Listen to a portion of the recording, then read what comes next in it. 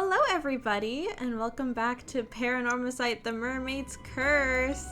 Last time a whole lot of shit happened, but what's new? There's always a lot of happening in this game. Oh my god, last time, we did a couple of things. We got, I think, through this, where we're trying to figure out what to do with Sato now that people are after her because they know that, like, she's immortal or whatever. Oh, now my notification gets sent out? You were streaming 5 minutes ago. Whatever. That's fine. Whatever. I'm not gonna question it. And then we hopped over here to figure out, to talk with this old guy about the mermaid mummy or whatever. And we figure out that this is Unkaku Dono, who wants Sato because he wants, like, mermaids and immortality and all that. For his successor, maybe? And we also ended up later on running into these two who were running away from us. We had an aura battle, and one kind of, but also kind of lost. It was weird. I don't know. So there's a lot of separate things going on. I don't even know what's going on up here anymore. We cannot touch this. So who knows? This is chaos. Like, this whole thing is chaos. We found the bird relationship tree. Which is, I think, the most important thing to come out of last stream. I don't have very many birds. Whoops. But we do have the relationship chart. Oh, hi Soul, hello. Do you like all the birds? I don't have that many. But I hope you like them. That being said though, where do we want to start? I think we said we wanted to start with Avi, yes? And kind of start on that train for the stream. Do we want to start with the recollection first? Yeah, let's do that. Alright, recollection. Arnav Burnham, a cheerful fantasy author, sets off on a trip to visit the mermaid lakes of Issei Bay with his relative, Cersei Lunarlight, as his guide. I don't remember the voice I gave this little British girl. And we're just gonna have to deal with that.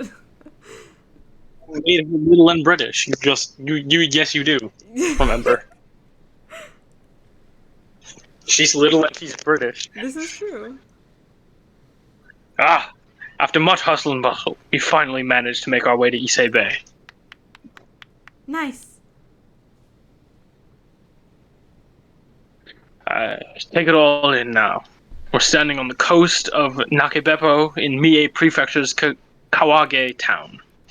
Which means this is the Sea of Issei, the connection to the eternal world. How amazing. Indeed, it is. Come, Cersei. Henceforth begins our grand adventure in the search of the legendary mermaids of Issei Bay. How amazing. I just can't stop saying it. Without further ado, my name is Arnav Barnum, an American boy. Come on, bro. He's staying how he is. An American board fantasy, whatever. Sorry, yeah, whatever. Fourth wall breaking right now? Who? I mean, he is staring directly into my soul right now. Who are you introducing yourself to? Weirdo. Well, I simply thought a new beginning called for a little dramatic flair, you know? Oh my gosh, Evan, have you watched any of the Deltarune Chapter 5 playthroughs yet? I haven't watched any of it yet, I'm sorry. I don't think you paid much attention to the first 4 chapters, which is kind of important context, but I kind of recommend them. They're pretty good when the stream isn't cutting out a billion times. Just go watch it on YouTube. Don't bother with Twitch. I've been really busy playing Pokemon Champions on my iPad. I've been obsessed with this game. It's so much fun. I'm disappointed in you. When are we doing our Soul Link? Our randomizer, our hardcore Soul Link? I don't know. I'm down to do it whenever. We should also do a Pokemon Champion stream because that would be I don't have hilarious. Pokemon champions. Well, I'll start streaming. No, you'll steal my audience. I need them. Sure.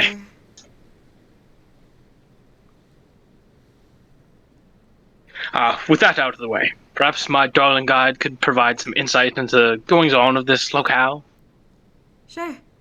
I've got you covered.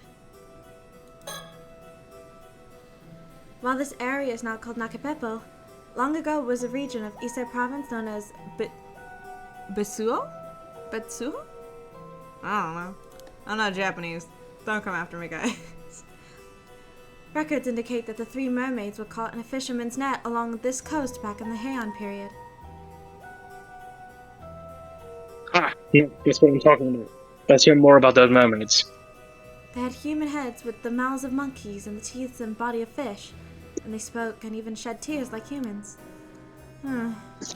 Could these be the fish mermaids you mentioned before, Avi?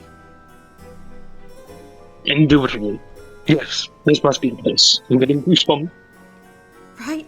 I feel the same way. This is so exciting. Ooh, we got a little file.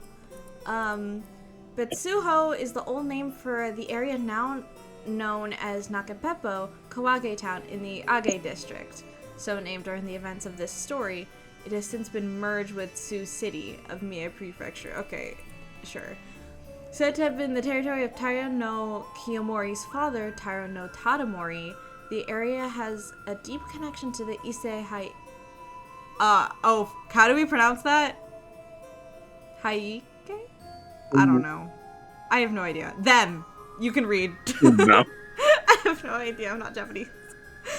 It is said to be the location where 3 mermaids were caught in a fisherman's net and presented to Taira no Tadamori during the Heian period. Okay. The endless expanse of the Ise Sea, the eternal world, may lie just beyond this horizon.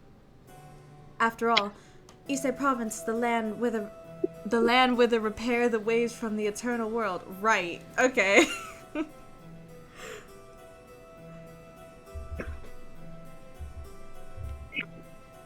The eternal world was purported to be a perpetual paradise, a separate plane from the world we live. Evan, you sound like really muffled. Like you sound like there's a big sheet over your head. Oh, my Wi-Fi's out. No, my Wi-Fi. Fuck. God damn it. All right, hold on. Let's chill out. Evan. Is this on your end? How the f would I be able to tell you that, Evan? Hello? Oh my god, this fucking idiot, this fucking idiot, this fucking idiot. Oh my god, oh my god, oh my god, oh my god, oh my god, oh my god.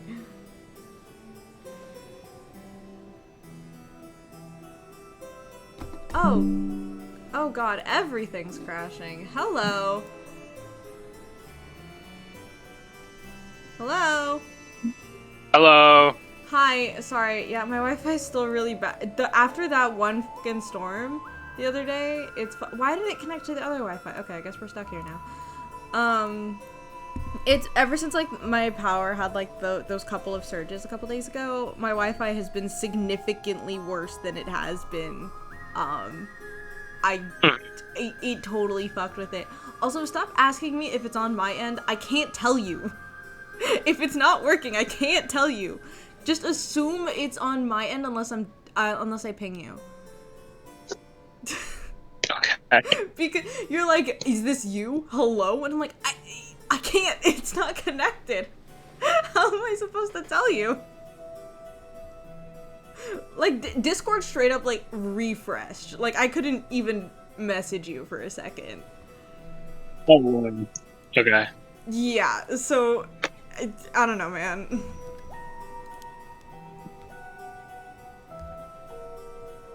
So is everything back to normal now? Yeah. Right. Could it be that the mermaids hail from such a place?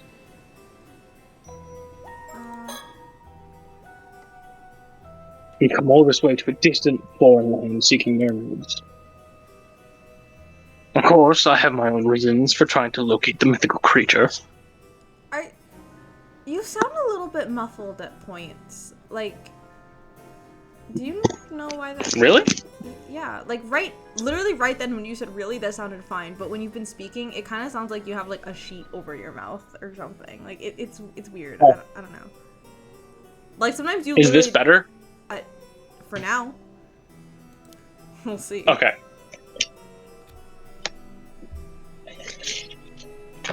But for now, I intend to scour this land in order to learn as much as I can about its lore and origins.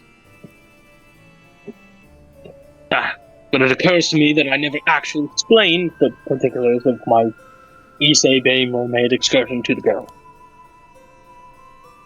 Come on, that's nothing of consequence, really, so I'll just introduce my reasons a bit at a time. Yeah, it's not that much better. It's like you're not consistently muffled. Like, you'll sound fine, you'll go muffled, and then you'll come back. Like, it's weird. Oh, I'll leave and come back real quick. Oh. Hello.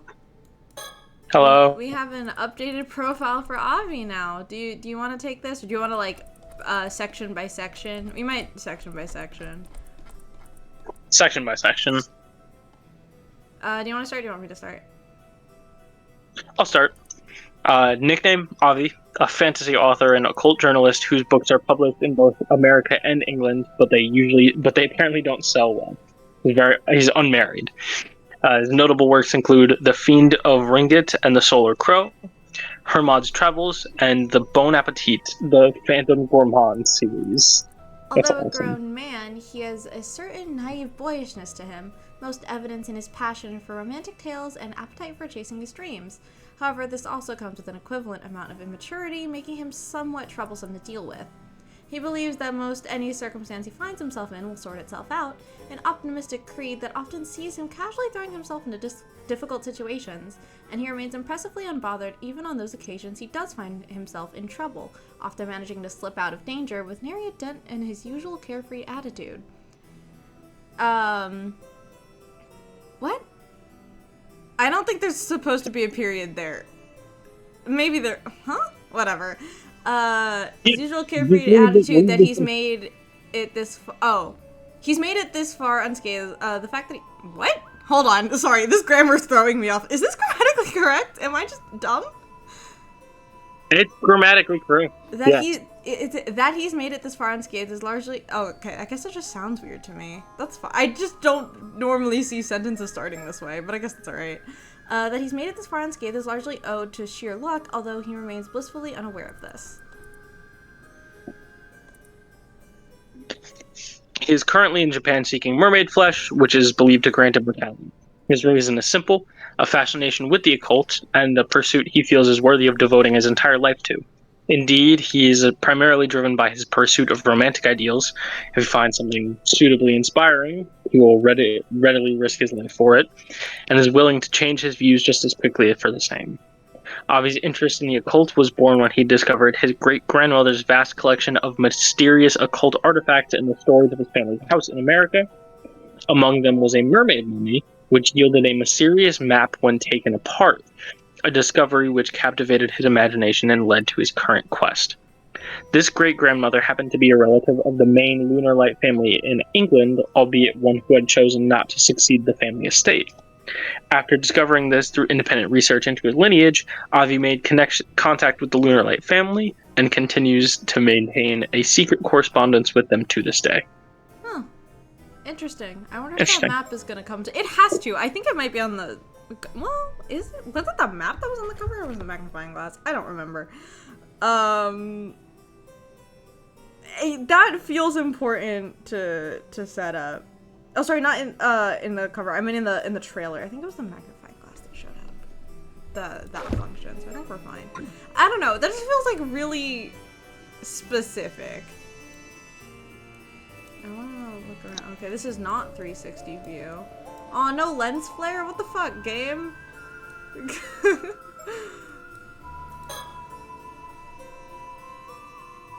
The young lady is a distant relative of mine, the third daughter of the Lunarlight family. The Lunarlights have been in the business of demonic exorcism in England for several generations. As such, young Sophie has received education on this rare subject from a young age and is now an apprentice hypnotist.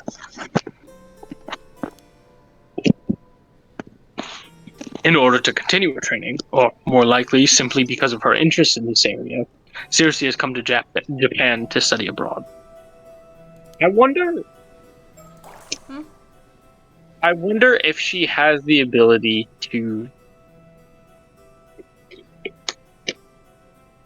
I wonder if she has the ability to mitigate the violent impact of having. If she can get rid of like the urges to kill. What? Sorry, you like. Because remember I couldn't hear you for like half of that. You got like muffled again. I didn't understand what you were saying. Remember last game when all of the curses like the kill, sort kill, of kill. I've got to kill. I wonder if she can diminish that. It's really like. Okay, she's been in exorcism. What does that mean? Like, in this game. What do you mean? What is like? Okay, they've been in the business of demonic exorcism. What does that mean in this game? You know, like. Yeah. I don't know what she does because I don't know how this game defines things, and they're being a little bit vague about it, and she's also still in training, so I don't know, you know? Oh, fuck, it is so hot. I want to die. Upon hearing this news, I sought to employ her as my guide for this mermaid hunting expedition to Ise Bay.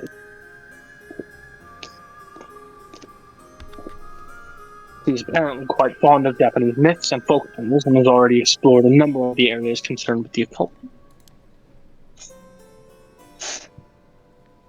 Interested in visiting Mie Prefecture at least once during her stay, she immediately agreed to my request. Evan, what are your noise suppression settings? Can you check while I go through this? I'll start this one. Cersei Lunar Light. I'm on. You're on what? Just the standard Discord ones. I was gonna say maybe changing it will help the muffling. I don't know. I don't know if it's a connection issue or if it's a Discord fucking with things issue. I don't know. Maybe. And I just like, even if I can understand you, it could be hard for stream too. So that's why I'm trying to figure out what the problem is. Just that way, half of what you say isn't getting buried all the time. Like, it definitely happens to you, just generally, but it's very noticeable today. And that's what I'm saying, like, maybe it's a connection issue, because, like, maybe my Wi-Fi is struggling to get you through.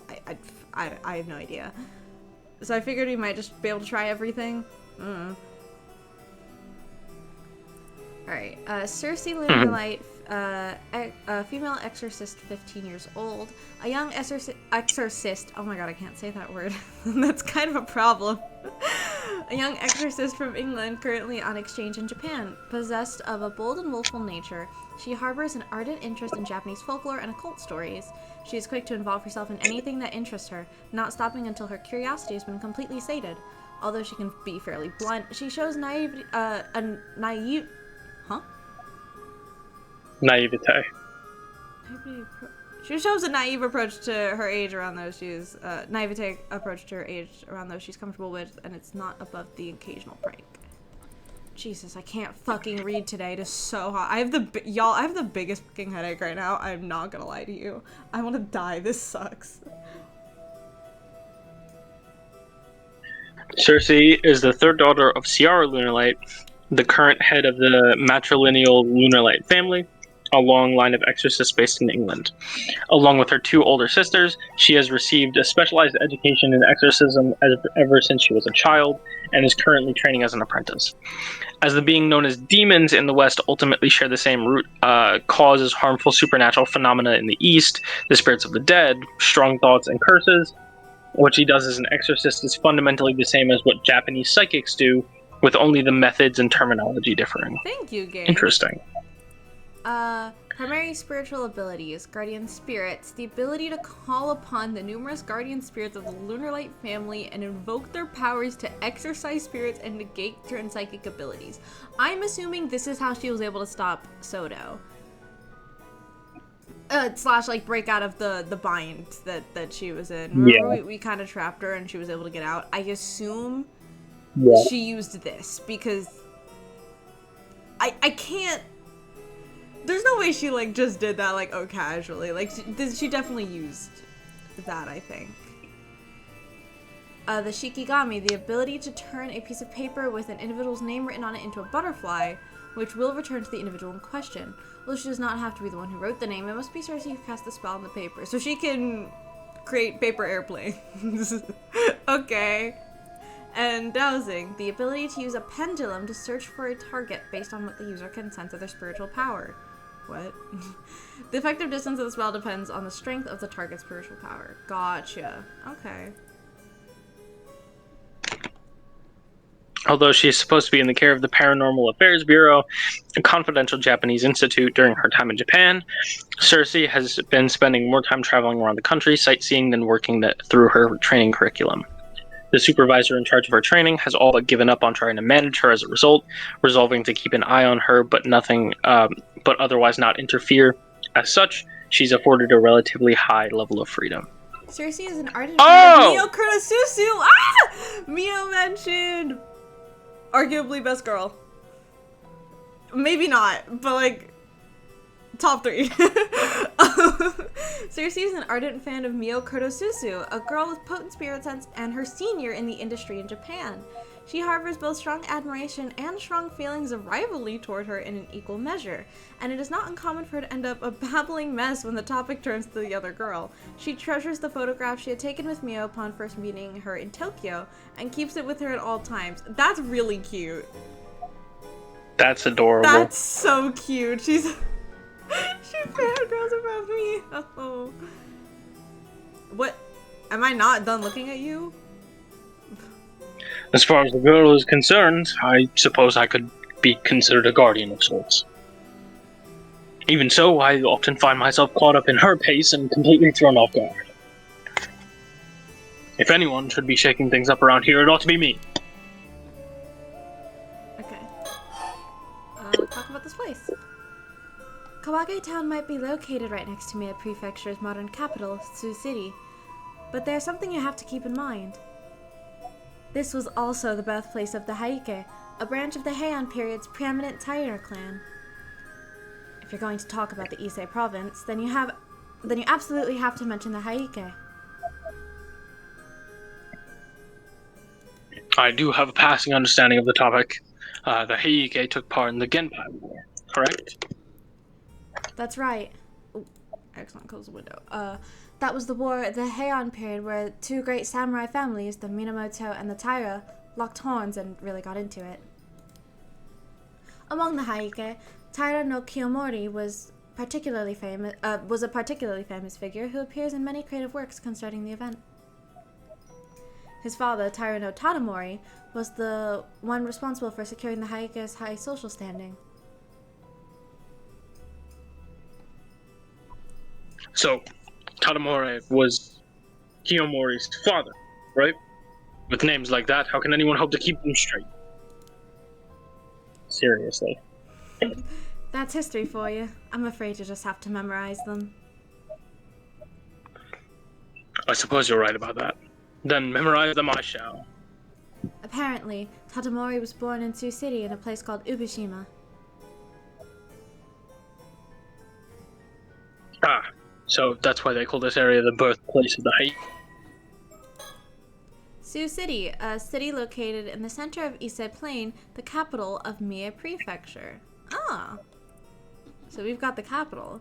Previously known as Anotsu, Sioux City has served as a port town since the Heian period, after which it continued to flourish as an important port city for Japan. Sioux City is also known as the birthplace of the Heike. The Ubashina area and its suburbs is said to be where Taira no Kiyomori's father, Taira no Tadamori, was born. I'm gonna f that up this entire time. If this is ever important, I'm mixing them up. That's just how that's gonna be. Okay, let's real quick. I gotta fix something. Oh, fuck. Aha. Okay. Alright, give me 1 second. Alright, okay, what the fuck? What is happening right now?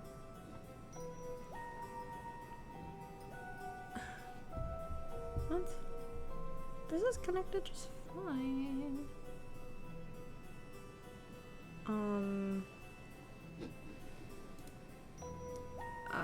Sorry, real quick. I'm trying to adjust some things. Okay.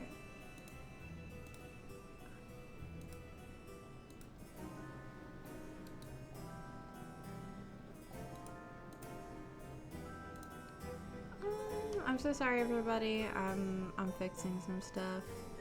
Give me 1 second.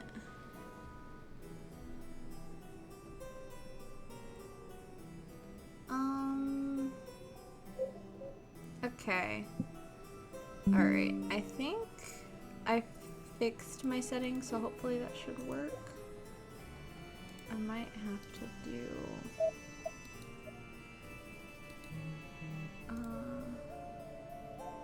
or at least... oh, well... I fucked that up. It's fine. It's fine.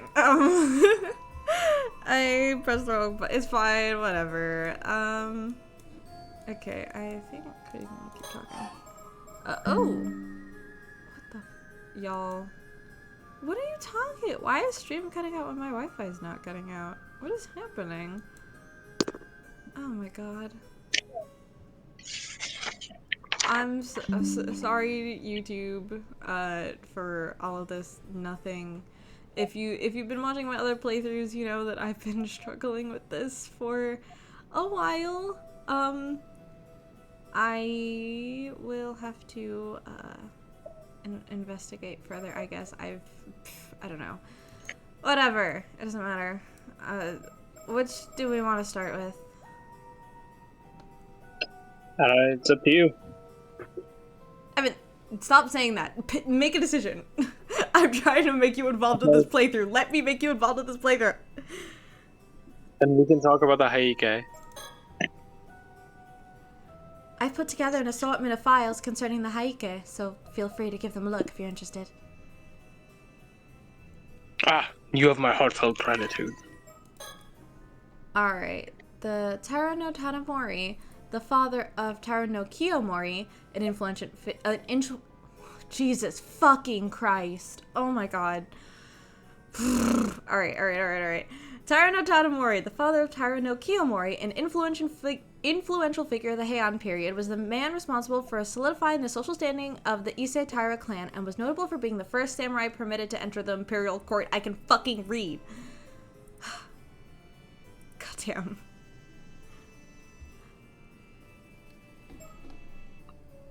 Are you still here?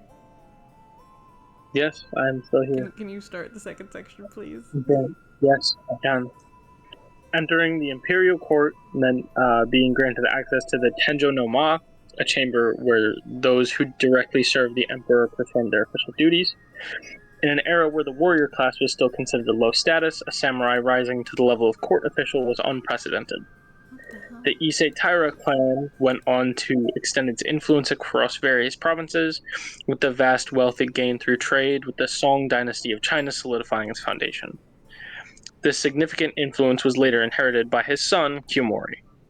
Tadamori was said to have been a man of strong will and perseverance, Yet, despite the power he amassed in his lifetime, he was also said to have been modest and disinclined to indulge in luxuries. The nuke! The nuke! The nuke! Oh man, one day I'm gonna have to make a compilation of all of the times we've said the nuke live on stream. And like combine it into a short or something. Count? Hmm? Can we get a nuke count? Nuke count. I don't even know how many there are. I wouldn't be able to start it unless I watch back all the VODs, and I kind of don't have time for that. Nukumaru, Tadamori's sword, an heirloom passed down through the Taira clan. Okay, where is she right now?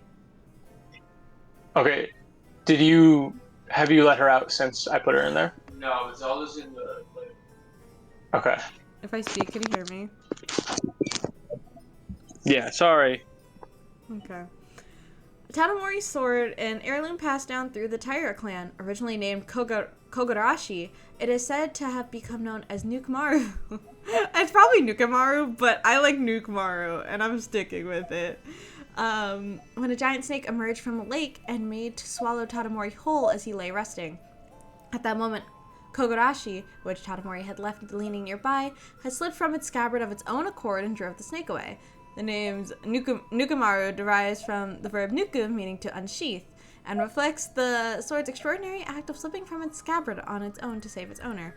Nukumaru was later inherited by Tadamori's son Yorimori, but after the downfall of the Taira clan, it is said to have changed hands several times, and its whereabouts are currently unknown. I'm gonna just finish reading this. One time when Tadamori was visiting Betsuo in Ise province, 3 creatures with the heads of humans, lips of monkeys, and teeth and bodies of fish were caught in the local fishermen's nets. Dubbing these creatures Ningyo? The original Japanese word for mermaids, the fishermen put 2 of them in a box that had washed up with them and presented them to Tadamori. However, Tadamori was unnerved by their appearance and refused to accept them. It is said that the remaining mermaid was cut up and eaten by the fishermen, who found them to be delicious. Okay. Huh. Are there several immortal fishermen laying around, or? Probably not, but it would be funny.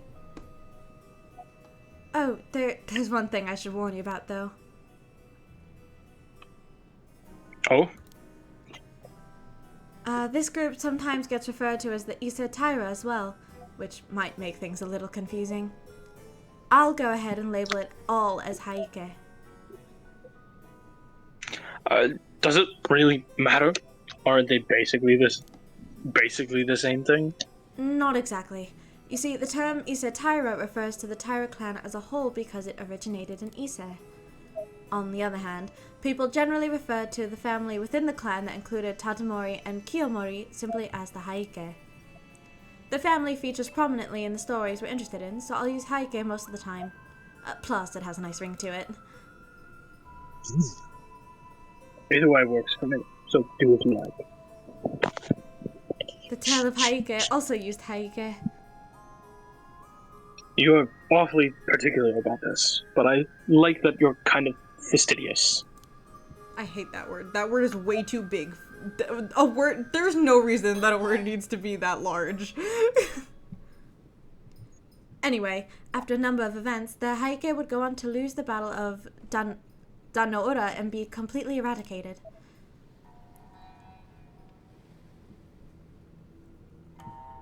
I believe I know this one. Dan no Ura is found in Kyushu, is it not? Bingo. The clan was chased out of Kyoto and pushed further and further west until they were eventually wiped out there.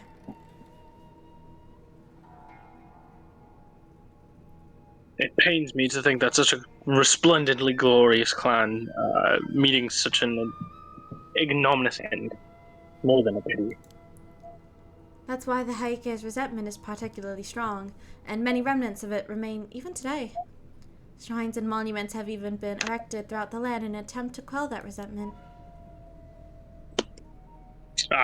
And now we reach your particular field of expertise. I love this sprite. I don't know what it is about. I mean, I like all of his sprites, but this one in particular is real good.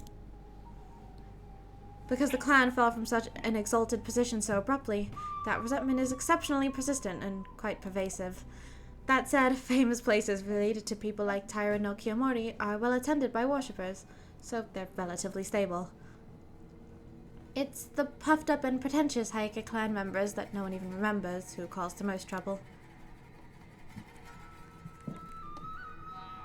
I seem to recall a number of individuals going so far as to claim that those outside of the Heike clan could not even be considered to be human. But if that's the case, are we really safe here? You don't think we might find ourselves assailed by those lingering grudges? Holy fuck, it is so hot, guys. Much of Ise province is protected by shrines, and the area is... Huh? Oh man, I cannot read today. Much of Ise province is protected by shrines, and the area is suffused with spiritual energy, so we're probably safer here than most places. Oh god, I'm so fucking hot. Oh my god, oh my god, oh my god. But that's just the land itself. Objects or people that the resentment has seeped into are a different story altogether. I might have to move my mouse so I can do this with my left hand so I can fan myself with my right.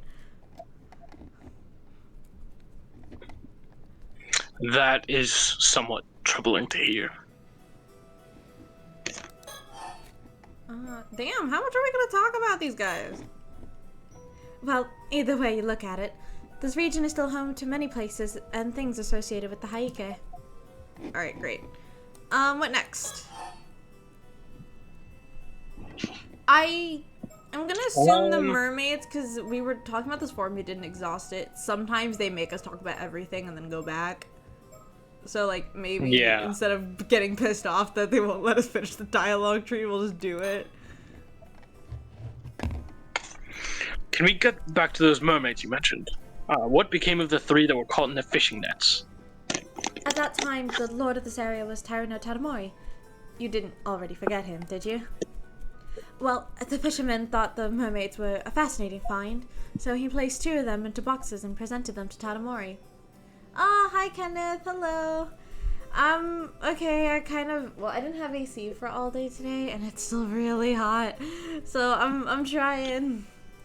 But welcome in, I hope you're doing good as well. Well, the fisherman thought the mermaids were a fascinating find, so he placed 2 of them into boxes and presented them to Tadamori.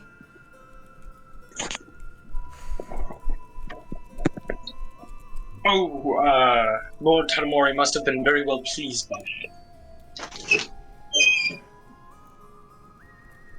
How could he not be? It was known that eating the flesh from a mermaid grants eternal life. Actually, Tadamori evidently said they were disturbing and gross and refused to accept them. Ah, what a waste. However, the fisherman caught up the remaining mermaid and ate it himself. So, what happened to him? Well, the fisherman said it was pretty tasty. Well now, tasty is it? And that's all I've got.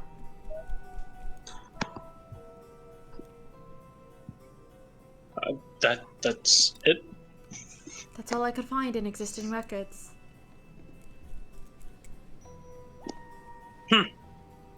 Then the act of eating a mermaid's flesh alone may not produce any results. Interesting. I suppose there may be other requisite conditions, wouldn't you say? Well, considering the sheer number of eyewitnesses' reports concerning mermaids, it is odd that there aren't more mortals walking around.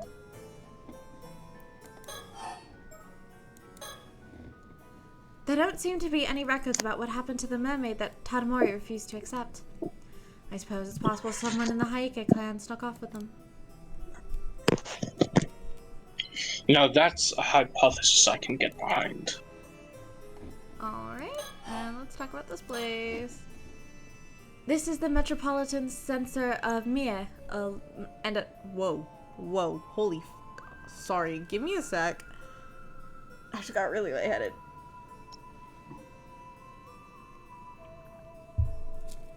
Alright, let's hope I don't pass out live on stream. This is the Metropolitan Center of Mie and a locus of historical events. I guess that makes it the perfect place to start a new journey. Excellent. I believe I've gotten a grasp of the situation at hand. It's time we made our way to the next locale. We're on the clock, after all. Let's get to it. Alright, let's move! To Anno Town we go. Oh my god, we're only 40 minutes into the stream. I will say, her outfit's so fire. I want to cosplay this. Like, look, that's so fire. Well, it would seem that we've arrived.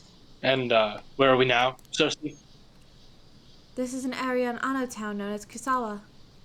Kusawa is quite famous because of the Yabakuni legend. I'd be surprised if there were anyone who hasn't heard of it. I'm sorry to say I've never heard of it. Wait, really? Ah, come on now, don't act so shocked. You can't expect me to know every little thing. And besides, I'm not even from this country. Well, neither am I.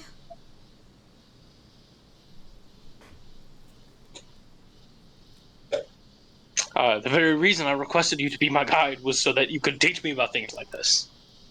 I guess that's true. Okay, I understand. I'll be counting on your explanations. Anno Town is located in the Age district. Blah blah blah blah. We already, yeah, it's been merged with Sioux City. Located at the foot of Kyogamine, a mountain with a single no, that's not the number, 819-meter peak. The land surrounding it is rich in natural splendor, with multiple hot springs welling forth from the earth around it. From the Edo period until the Meiji period, it was known for being the primary place of production of tsumoji, a delicate fabric woven in such a way as to be semi-transparent. Cool. Awesome.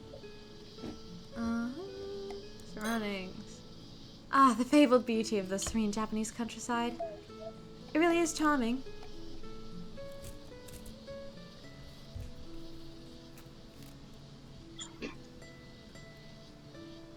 Ah, yes, the incessant chirruping of locusts combined with unrelenting heat. This is Japanese summer, all right? It is fascinating to think that such a peaceful place could be home to such profound historical events. I'm practically tittering with excitement. I can see that. Let's try to keep a cool head, shall we? So cute. I love her. How do I... Are there any birds? Are there any birds? Aha! Come here, you little rascal. Hold on. I know we can do this later, but I'm curious where this guy falls on the relationship tree. So real quick, I'm gonna check. Using a mouse with my left hand is really hard. I'm not gonna lie. I'm struggling. I think we can only get to a story chart. So I need to know. Ah, nothing yet. He's right over here. We didn't have nobody over here. Damn. I gotta find who this guy's best buds with. Well, a one-sided best buds with, it looks like, which is a little unfortunate. But, oh well. Alright, let's get right back over here.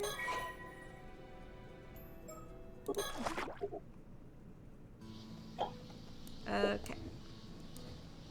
Is there anything else? Shrine.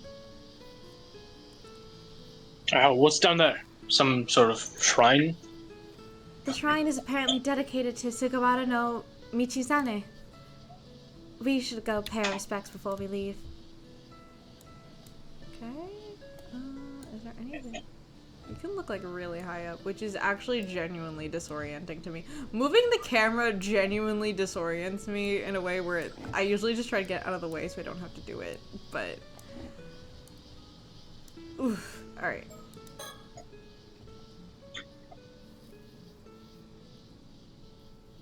If Yabukuni really did exist, I wonder what sort of life she led. I can't begin to imagine what it would have been like to live here for hundreds of years.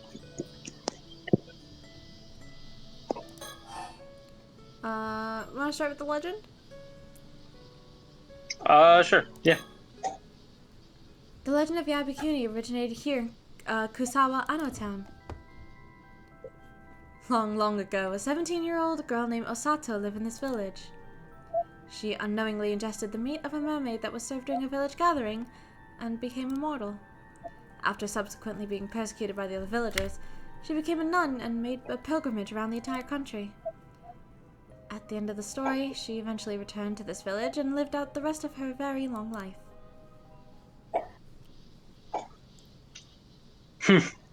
Tales told in other parts of the country play out in almost exactly the same fashion. Yeah, I guess that's true. Okay, did we not have this already? Oh, we had like the little segment about it. I don't think we had a full... Yeah. We just went through this. We can leave this for now. All it's gonna do is repeat exactly what we just went through back to us.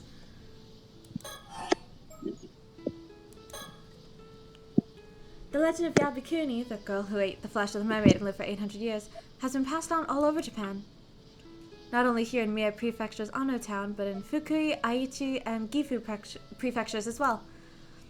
In total, the story has been found in 121... Right? Yeah. God. 121 locations in 28 prefectures throughout the country, or at least that's what certain research has indicated. Doesn't that seem like a lot? Well, were there really that many different Yaobukunis out there? Obviously not all the legends can be true, but I actually have a theory on the subject. Would you like to hear it? By all means. Most of the legends refer to a woman who stopped aging and lived for 800 years after consuming the meat of a mermaid. At that point, because others would find it strange that she wasn't getting any older, she wasn't able to live in normal society anymore. I suppose that would be natural. It would explain why she withdrew from the world and became a nun. Exactly. And that's how she got the name Yabukuni, the 800-year-old Bikuni nun. With 800 years on her hands, she could have easily made a pilgrimage around the entire country. How interesting. Buddhist priests are known for their trekking throughout the land as a form of ascetic training. And if we consider the 121 locations where the legend was found, with the 800 years to spare, she could have spent 6 years in each location. That feels specific and very important. Was there something that happened 6 years ago specifically? Like, not 6. I was gonna say, I don't think it's 6. I know the tragedy was the water crap was 5 years ago. Yeah, we've gotten multiple 5s. Okay. All right, this is interesting. This is very important. We have to keep 6 years in mind. 6 years would certainly be enough time for her to make a name for herself in each and every location, right? Oh, my dear, I believe I see what you're getting at. It could just be like a throwaway to explain how the legend spread, but it's so specifically. You know, she had 800 years, so that's a lot of time in each location where she could have been in. They specified the number of years, and that makes me feel like it'll be important, which is why I pointed it out. If they're just like, I don't know. The problem is, if I were this game and it wasn't important, I wouldn't have given it a number. I would have just been like, oh, you know, there was 121 locations, and she is alive for 800 years, so that's a lot of time per location, so she could have made a name for herself, you know? Like, the fact that they said 6 years in each location, I'm like, is there something, did something happen, like, in a certain, like, 6-year interval? Nothing's come up yet, so I don't know. But it's probably a good idea just to keep in mind just in case. You never know with these games. We didn't catch that Osato was Sato. So, you know... Yeah. I think I'm extra paranoid because I'm kind of mad about that. Like, we had went over that file like 7 times and just straight up never guessed. And so now I'm like, okay, look at everything. Everything's important. And maybe that's on me.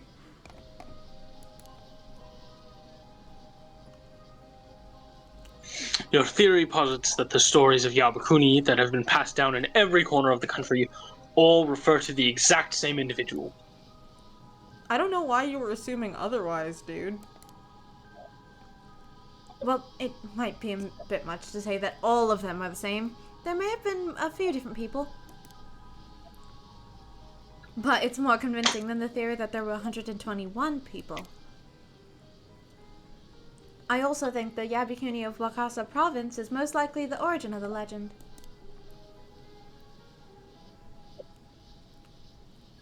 I wonder... Don't all the different instances of the story throughout Japan also claim that particular location as her final place of rest? A place of final rest? That may be true, but I assume that each of those different places want to have a grave or some other tangible marker to base the legend on. But with so many people that are purported to have lived for 800 years all die at around the same time, it seems pretty unlikely.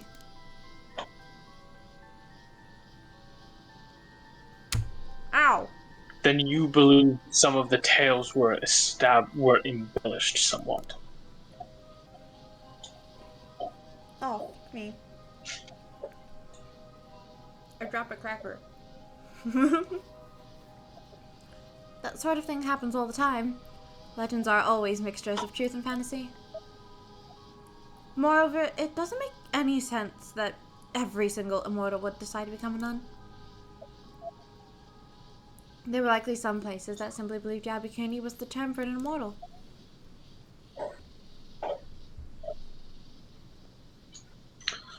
Rather than a nun, for all we know, she said, "Ama, but none of that," and that's hilarious. I hate this guy.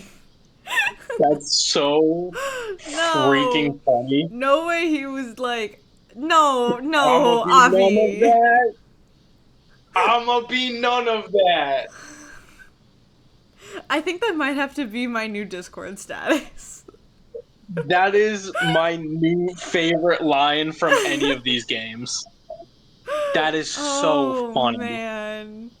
What? It's not, That is incredible. I'm a goddamn dark magician? That's not your favorite anymore? Right? I'ma be none of that? That, come on. That's so good. Ah, man.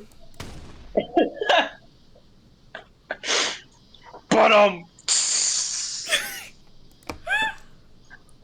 That's actually pretty insightful. This girl's so autistic. Oh my god. The blank stare. Girl. I'ma be none of that. Evan, shut up. Okay, I think that has to be the title of the VOD, right? Oh, 100%. That's actually pretty insightful. Many legends are based on simple semantic misunderstandings. No, he's doing the face! Now just wait a minute. I won't stand here and let my dumb joke actually become a salient point of discussion. At least he knows it's dumb. I'm proud of him. This dialogue is so funny. But still, if one were to somehow live for 800 years, a person that becomes immortal after the Kamakura period could still be alive today. True. And if so, I'd love to sit them down for a long chat. Alright. I can't Damn, fucking we get still over that dialogue.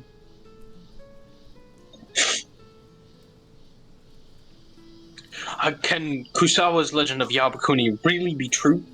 There must be falsehoods and fictions mixed into the tale. Surely. Who knows? Isai province isn't that far from Wakasa province, after all. She may have simply walked here from there.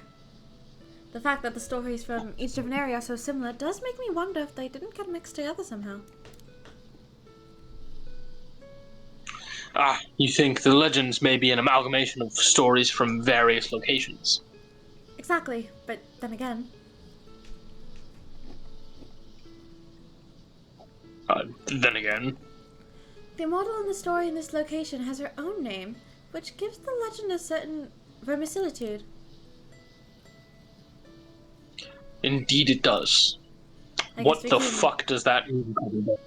Hold on, real quick. Can I don't look know up what about verisimilitude? I forgot what I just said. Yeah, what does that mean? Okay, wait. I actually don't remember what I just said. What did I say? Verisimilitude. Verisimilitude. Quality of seeming true, real, or believable. So a certain credibility. Why didn't y'all just say that? Why? Why you have to make me read verisimilitude? Verisimilitude. Just say credibility, goddammit. That's so funny. Okay, genuinely on the real, I don't want to get no comments being like, oh, you know, we shouldn't have to dumb down for you, because, I mean, that's true. People these days are kind of stupid and they can't read. I would like to say, as much as I struggle to read, I have decent vocabulary. What the fuck is that? Who has ever used that word in the entirety of the 21st century? I need to know. Yeah, no, that's pretty bad. The translators are on crack with this one. What is going on? I mean, I kind of love them for it. Translations got a lot of flack. You said for being shit. I don't understand none of that. This is like too good of a translation. Like, you need to stop. Put down the thesaurus. I guess we can assume that a girl with that name really did leave here long ago. Then something must have happened to make people believe she had become immortal. It's reasonable to then assume her story got mixed up with various legends of Yabakuni from around the country before being passed down. Of course, the exact timing of these events are still unclear, but that does present an interesting possibility. She could very well still be living in this village. Wouldn't that be a compelling development? Leave it to an occult writer to think of something like that. That's right. You're seeing the prodigious imaginative power of a fantasy author in action. Oh god. Yes, it's, really something. I kind of love her. She's so passive-aggressive. He is honestly hitting Richter Kai levels of roleplay enjoyment. That's honestly... Like, the amount of joy that I get. Fair. I like Circe a lot. The problem is I cannot do her voice, and it leaves me very out of breath, and in this heat, that is killer. I don't even want to know what my heart rate is right now, because I'm not gonna look. Because if I do look and it's bad, it's only gonna raise my heart rate further. And really, I'd rather just live in bliss at that point. Such is the things I do for you guys, okay? I am streaming, and it is like over 80 degrees in my fucking room right now. And I feel like shit, but I'm here, okay? Never say I don't do nothing for y'all. I do. Damn, we still talking about this? I thought we were done like 2 fucking clicks ago. Ah. But the fact of the matter is that almost no traces of Yabakuni remain in this village. Even her grave, which is referred to as Lady Yab's tomb, has never been located. But then, did we come all this way for nothing?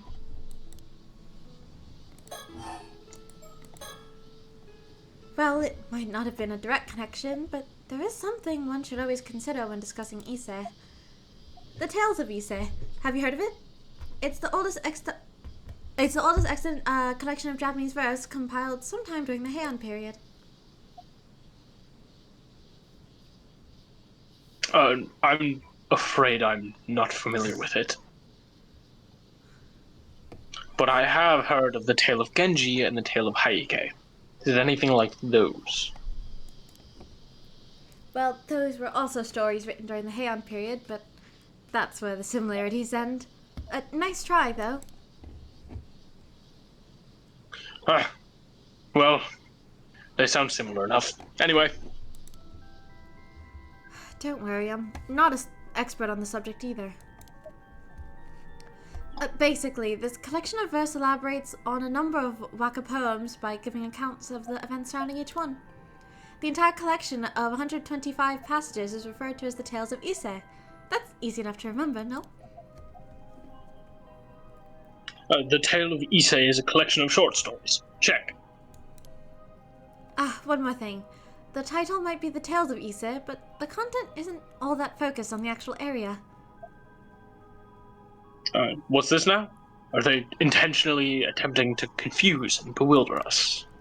Some believe the title comes from the fact that Passage 69 is set in Ise province.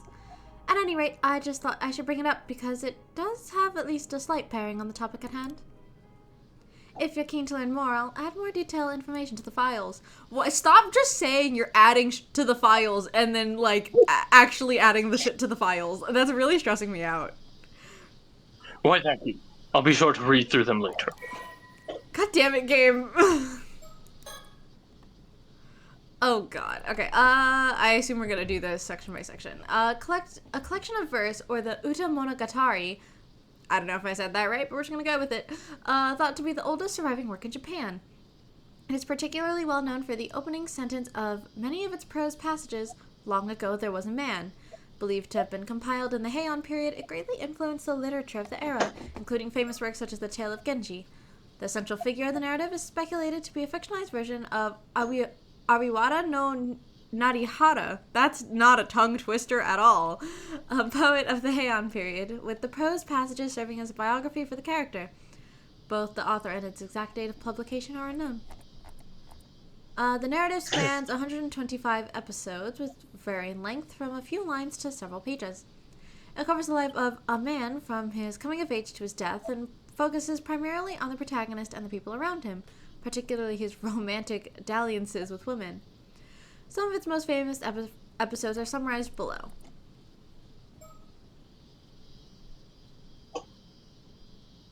Having come of age, a man steps out of a ceremonial falconry excursion where he catches sight of two beautiful sisters. Infatuated, he cuts off the sleeves of his robe, inscribes a waka poem on it, and sends it to them.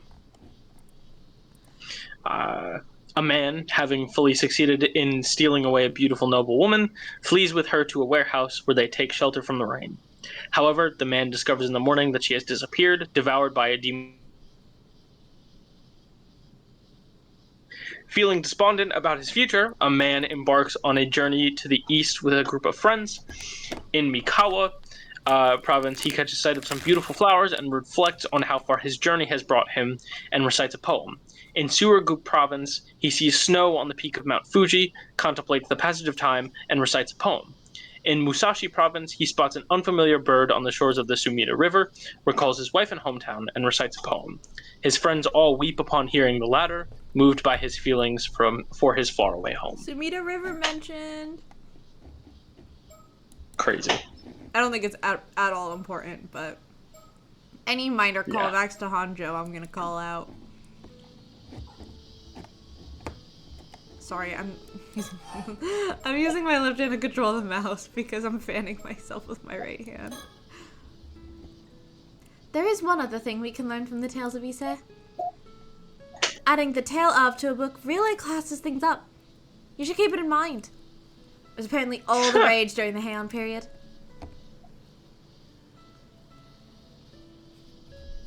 Oh, I couldn't agree more. My next work is certainly going to be the tale of. Well then, I suppose that brings this particular subject to a close. On to the next. No rest for the wicked, I say. Time to tackle the next mermaid myth. Sure.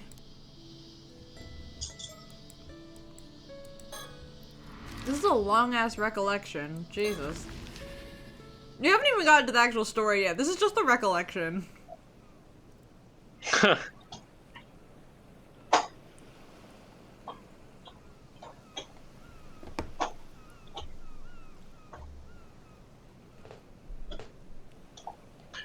And here we find our next subject of inquiry. What might this place be, my dear? This is Futamigara, the coastline that lies beside Futami Town. It's just over from Ise City. Then we finally perpetrated the outskirts of Ise City proper. Things are certainly beginning to heat up.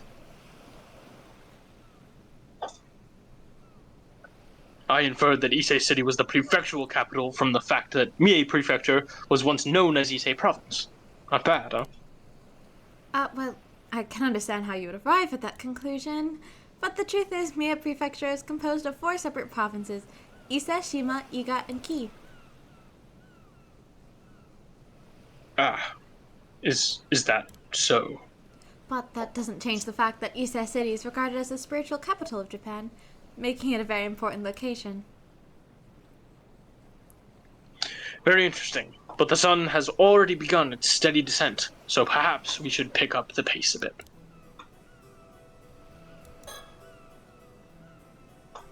Oh, this is the same as before. Okay. Blah, blah, blah. Futamigara Sea is famously said to purify the body, so many visitors to Ise try and come here as well. The scenic beauty of the location has even been featured in poems from antiquity. Rollball! Oh my god, it's been so long since I've seen you. Hello. I hope you're doing well. I know it's been a while since I've seen you. Welcome back. It certainly is easy on the eyes. The strands of pine trees along the shore make for quite the striking image. To make it even better, the embankment we're standing on offers a 360-degree view of... What? That's not... Okay, to make it even... Fuck me. To make it even better, the embankment we're standing on offers a 360-degree view of Ise Bay. It makes you want to get out on the very edge, to take it all in. It really does. Being surrounded by the bay like this is such an enchanting feeling. What a breathtaking view. Is this important? Is this the same? But for now, I intend to scour this land in order to learn as much as I can about its lore and origins. Okay, it was slightly different, but... Where are the birds? Where are the birds? There's gotta be a bird.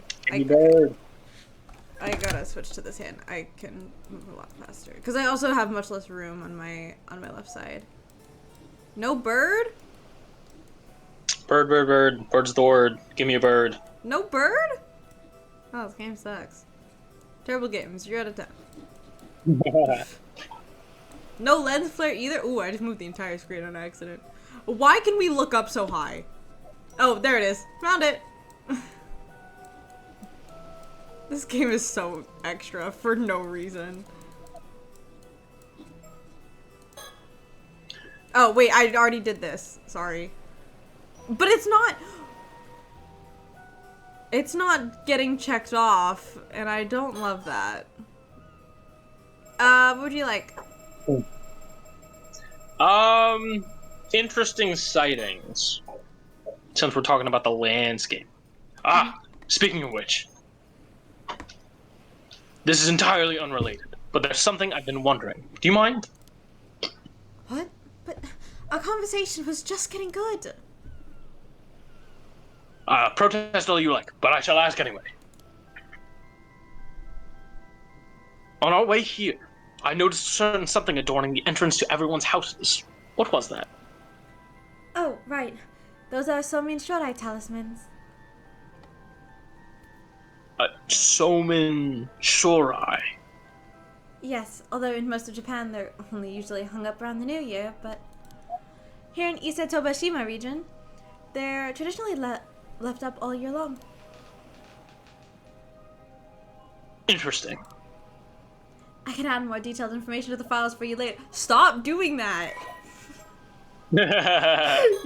Girl, you're pissing me off. Somin Shorai, a type of talisman inscribed with the character Somin Shorai Shison, meaning descendant of the Somin Shorai. These talismans come in a variety of forms, ranging from smaller objects such as paper slips, wooden tags, or hexagonal wooden charms, to larger objects such as hoops made of entwined miscanthus reeds or shimenawa, sacred ropes used for ritual purification. These talismans are generally placed at the doorways of households as a prayer for sound health and to ward off illness. Many households in Iseshima place Somin Shorai talismans at the entrances to their homes, usually in the form of paper slips or shimenawa. Shimenawa, yes. Although most families in Japan only put up shimenawa during the New Year, in Iseshima they're kept up the whole year round, being replaced once a year on New Year's Eve. The word Somin Shorai originated from the name of the central figure in the legend of the same name.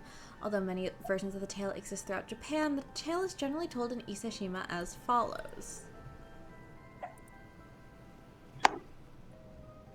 On New Year's Eve, the deity Gozu Tenno set out to court the princess of Ryugu. However, when the night fell, he found that none of the nearby inns had a spare room to offer him, so he turned to his two brothers who lived by the sea for hospitality. The wealthy younger brother, Kotan Shorai, turned him away despite having the means to accommodate him. The elder brother, Somen Shorai, welcomed Gozu Tenno into his home even though he lived in poverty. Pleased by the simple yet heartfelt reception he had received, Gozu Tenno rewarded this hospitality by sparing only Somen Shorai from a plague that ravaged the area the next year. Bro got pissed. He said, fuck all of y'all. Sorry, real quick, I wanted to look into something, but I don't remember which file it was. Aha! Just wanted to call this out. Simply because it shared the name. What the fuck is the file where we just at? Princess of Ryukyu. I just wanted to mention it. It could just be a coincidence. I don't know. But,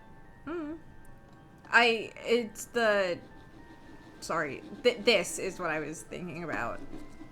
I wonder if this has any connection or not, just because it takes place in Ryukyu. And there's a princess, or whatever the fuck. I'm so paranoid about missing something really obvious in the files now. This game has thoroughly fucked me up. Like, I don't think I'll ever forgive myself for not getting that Sato was fucking Sato. Like, come on. Now I'm just like, oh, this shares a name. Look at it, it shares a name. It shares a name. Yeah.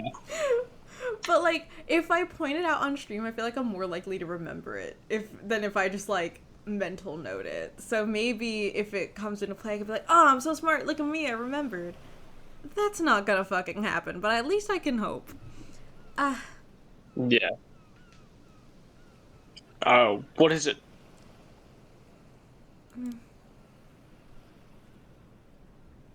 What is it? Now you're making me antsy. This is weird. Okay, whatever. That was weird. Okay, what the okay. She just have like a girltism moment. Evan. Come now, seriously. You realized something about those Somen Shorai, didn't you? You must share. No, nothing like that. It just made me think about how close this area is to the eternal world. Is it? What does that mean? You already know this from the Stop! Girl! Girl, stop! Like, you're actually, like, freaking me out. Stop doing that. You already know this from the files, but regarding the Somin Shorai, its origin goes back to a legend about the deity Gozu Tenno, who was courting the princess of Ryukyu. Ryukyu, you say? That's right. Ryukyu is close to this place. In other words, that places it very close to the eternal world. Yes, and furthermore, Gozu Tenno was also the guardian deity of the Gion Shoja temple. The very same Gion Shoja who gets mentioned in our good old friend, The Tale of Haike.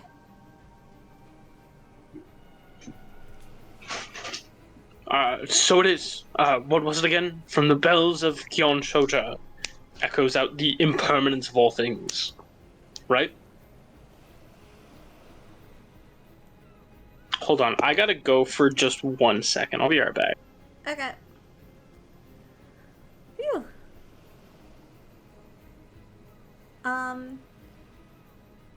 Real quick, I just want to give a short thank you to the VOD watchers on YouTube. If any of you are here, I appreciate it. I see you.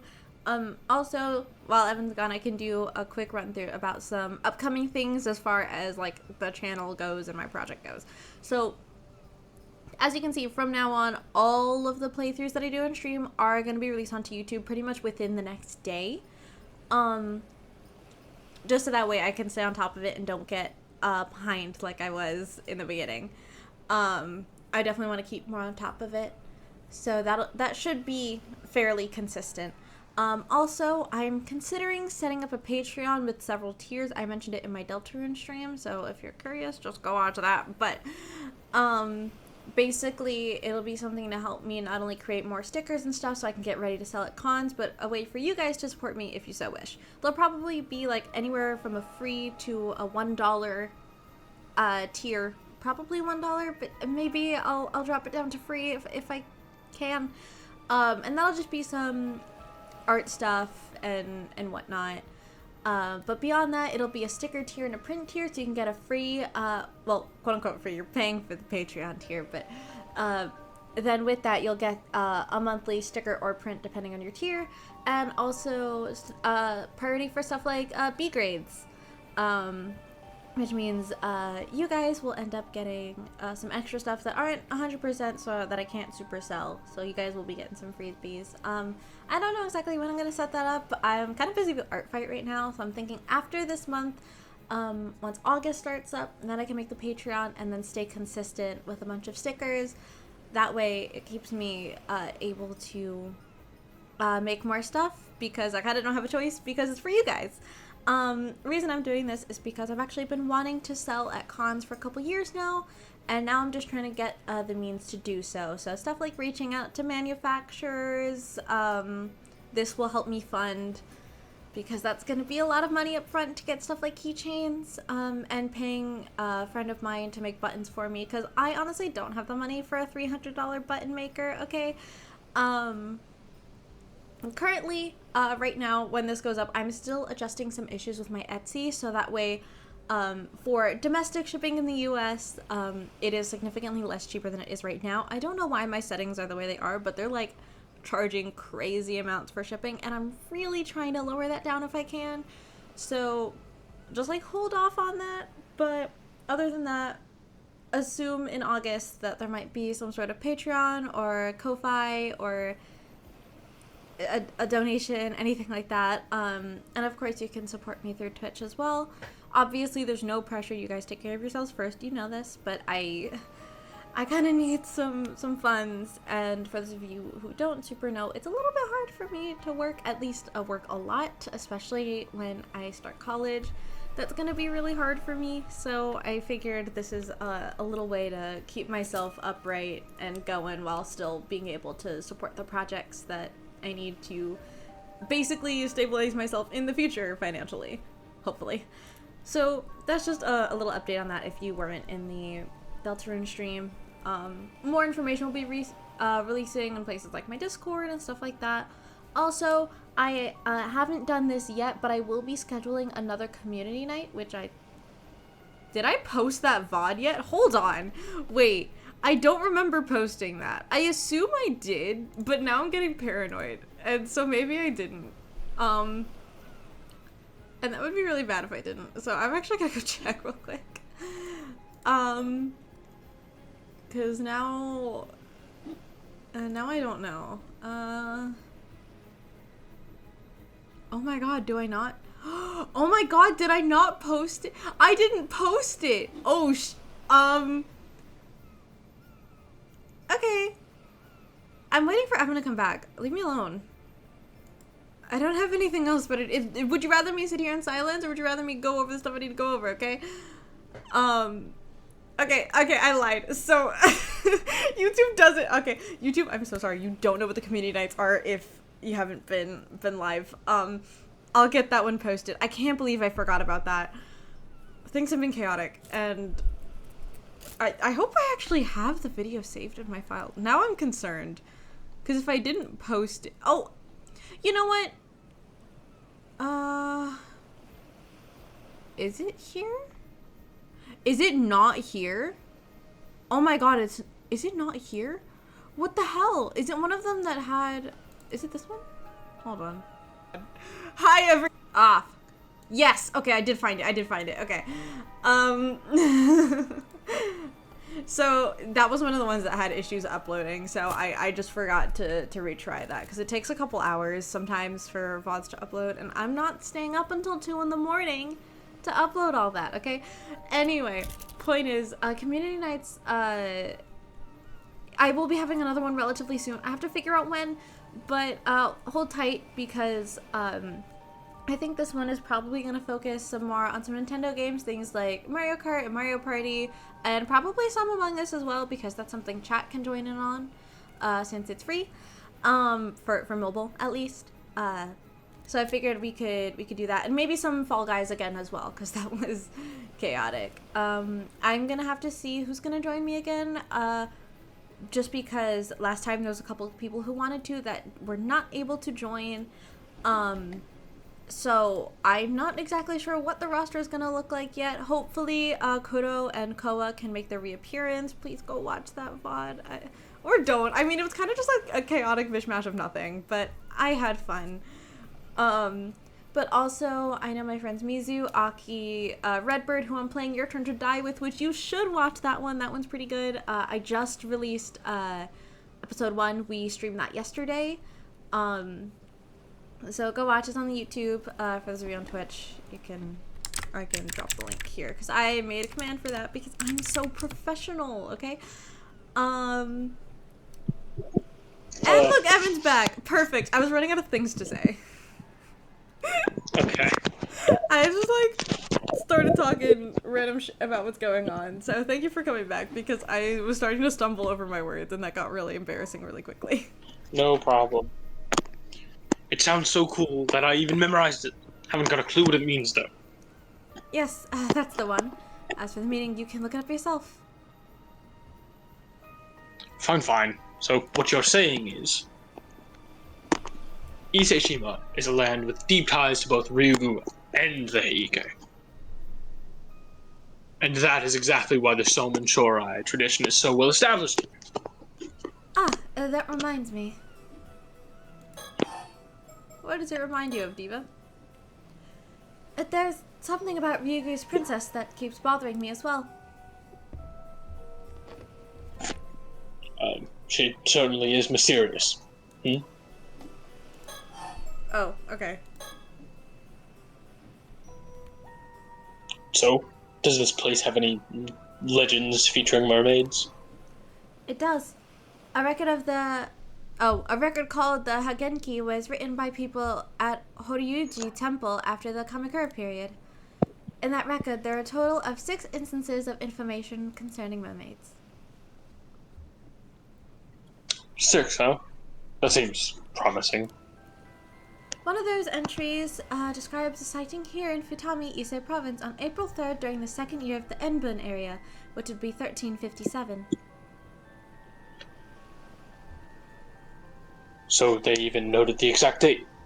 How fortuitous. The passage is as follows. From the Sea of Futami in Ise Province came Enmeiju, delivering perpetuity. So, what exactly does that mean? My guess is that a mermaid was spotted in the sea by Futami, and it was named Enmeiju, meaning health and long life, because it granted longevity. Aha! It granted longevity. Did it? Whatever. Finally, we're getting to the good stuff. Yes, it's another account relating mermaids to Yabukuni. It seems the idea of mermaids granting immortality has already been established by that time. Indeed, and now we even have a name.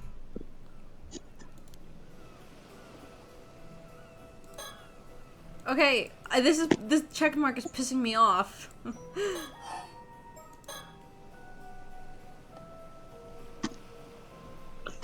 So what sort of mermaid was this, and what became of it?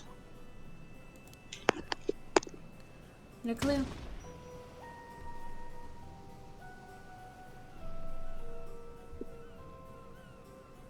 Again, with the vague records, these people write down the appearance of some fantastical creature and just let it wander off.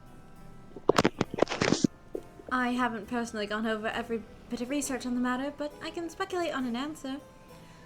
Records of mermaids in other places also often refer to them by name.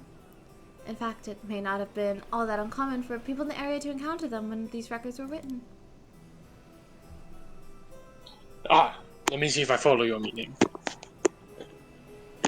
The same mermaid would appear repeatedly, leading people in the area to grow accustomed to it.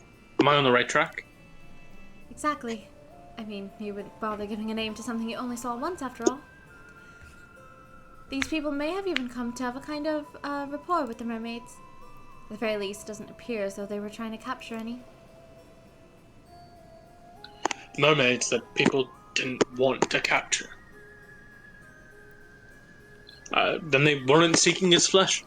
Perhaps there was a way of obtaining immortality even without the meat. Maybe mermaid meat really was just tasty and nothing more. And if that were the case, then it makes perfect sense that they would view the mermaid as a divine creature. So they treated it as an auspicious being that blessed others with long life. You may be onto something here.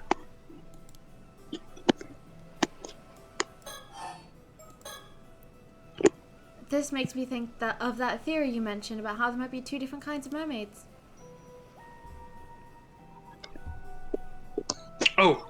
You remember. I stand by my theory.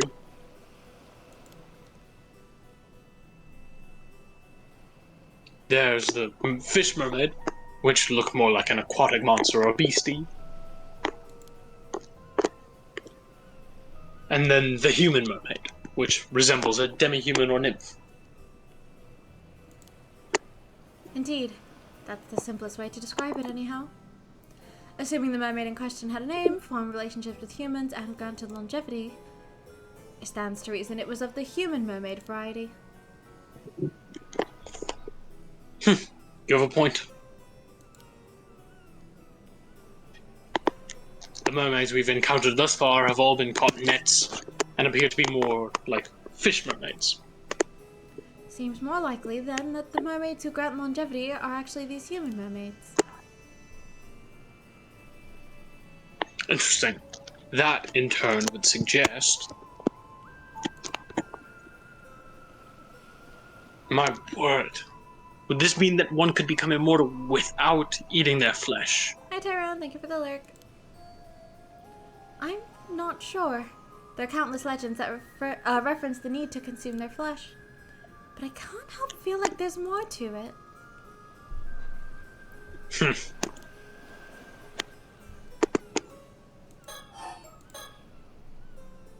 Looks like Ernest Hemingway. Jeez. If human mermaids are capable of communicating with us, I'd really like to speak to one. Agreed. That reminds me about Futamigata. Damn, we've been here so long, it's fucking night. Dear me, how time flies when listening to your lectures, you see. The sun has already gone down. I suppose I got carried away. Sorry. Well, if that results in such a lovely view of the sea at night, I'll not complain. You're right, just look at all those stars.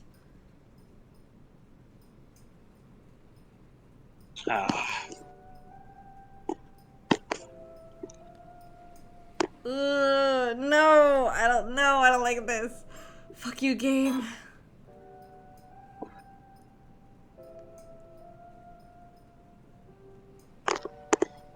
stars speckle the sky as far as the eye can see. Not bad. Not bad at all.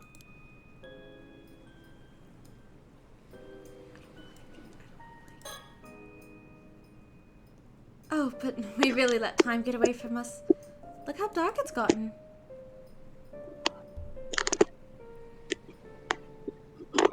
Without the light from the stars above, we'd be lost in pitch darkness.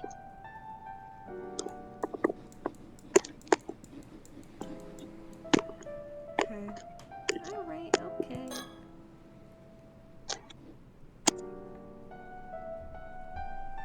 Dear me, I dragged her around all day, didn't I? Or perhaps I should say I had her drag me around all day. As her guardian for the time being, I suppose I ought to have had us retire early.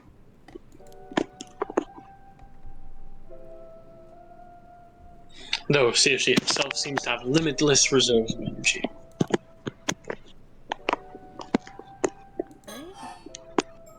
What?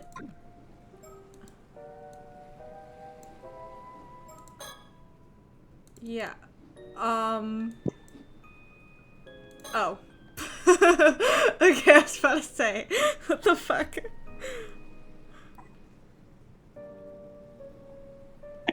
But look, the heavens are entirely enveloped in a shower of dazzling pinpricks of light. What a sight to behold.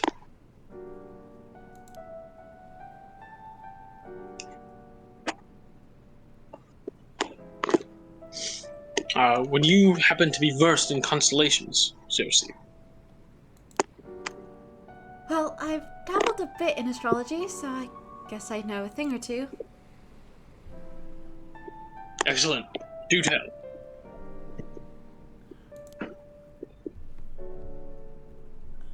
Give me 1 sec. Alright.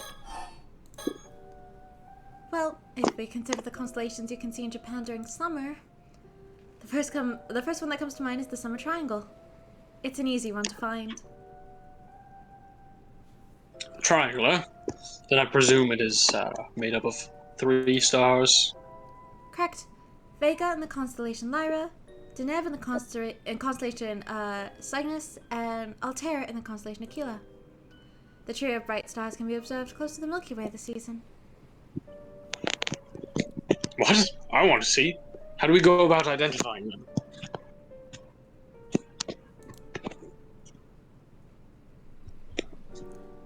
Well, first, though in the southwestern portion of the sky, look for a star that glows red. Antares of the Scorpio constellation. Oh, we just saw that one. I think. Southwest, you say? From here, that would mean facing inland and looking to the right. Okay, try to find a red star low in the sky and point to it. Oh, it just gives us a nice little diagram. That's neat.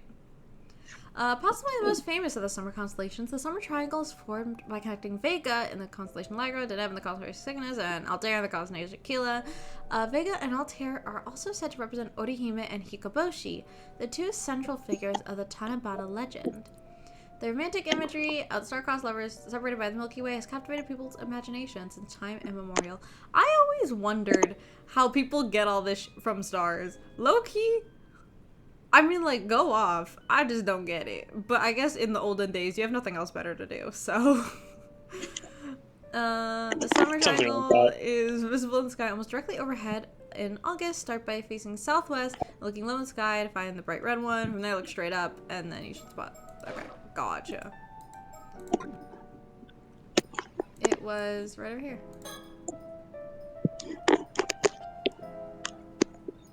Wait, I do believe I found it. The star, just there with the reddish tint. That must be Antares, yes? Correct. That is indeed Antares, the brightest star in the Scorpio constellation. I found it all by myself. Why, I'd make quite the celestial cartographer, if I do say so myself. Alright, bro.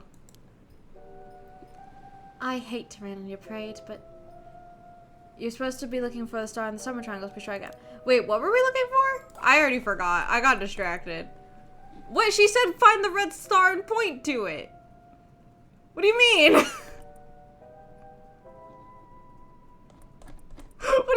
I did what you said! Girl, don't fucking... Okay, fine. Whatever. Why not try looking straight up from Antares? I bet you find Vega at the sky zenith. Give it a shot. Okay, fine. I don't know what zenith means. Is it that?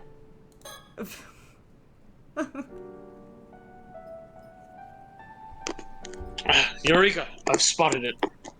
Oh, fuck. I accidentally opened up yes. Ooh, that's Altair, one of the 3 stars in the Summer Triangle. Part of the Aquila constellation, Altair is known in Japan as Hikoboshi for its role in the Tanabata Star Festival. That must mean the Orihime star will be on the opposite side of the Milky Way. Exactly right. Can you figure out which one it is? There's still another star in the Summer Triangle to find. Might be hard to see because of the angle.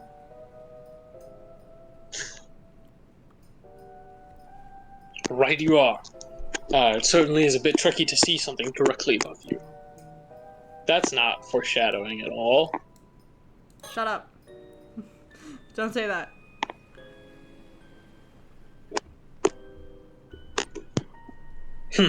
That must be it. Bingo. That's Vega, one of the 3 stars in the Summer Triangle. In Japan, Vega is also called the Orihime star, and is famous for its connection in the Tanabata Star Festival.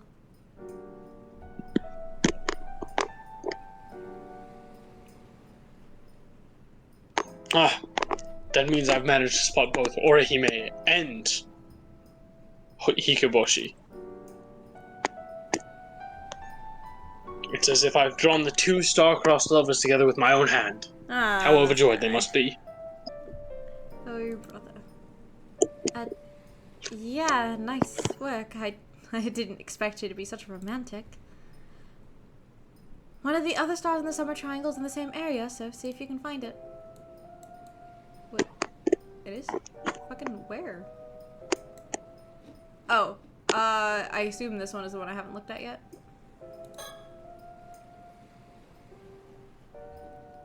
My eye is as discerning as I believe it to be. That's the one. Oh, nice find. That's Deneb, one of the 3 stars in the Summer Triangle. Deneb lies within the Milky Way, which earns it the nickname Milky Way Star. Ah, it does appear to be swimming nicely along through that starry stream.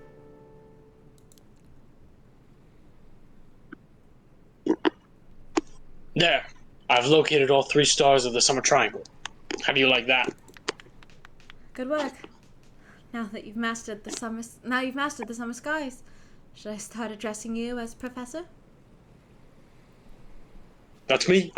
Feel free to rely on my knowledge. All right then. Tell me, what is another name for the star Hikoboshi? It's not Deneb. I think that was the first one, which was Altair. The second one was the one that started with O, right? I'm not crazy, right? Yeah. I think so. That's right. Well done, Professor. That would have been really embarrassing if I got that wrong. I mean, nothing to it. Regardless, you've seen all there is to see here in Futamigara. I'd even go so far as to call this a wrap. I think that covers all the mermaid legends from Mie Prefecture, but is there anywhere else here you're keen to visit, Circe? What? We haven't even visited Ise Shrine yet. If you ask me, we barely scratched the surface. What do you mean, Circe? What do you mean? Ah, you've got a point there. But it's getting late, so let's save that for tomorrow, shall we? Alright. I really hope those constellations aren't important somehow, because I'm immediately going to forget about them.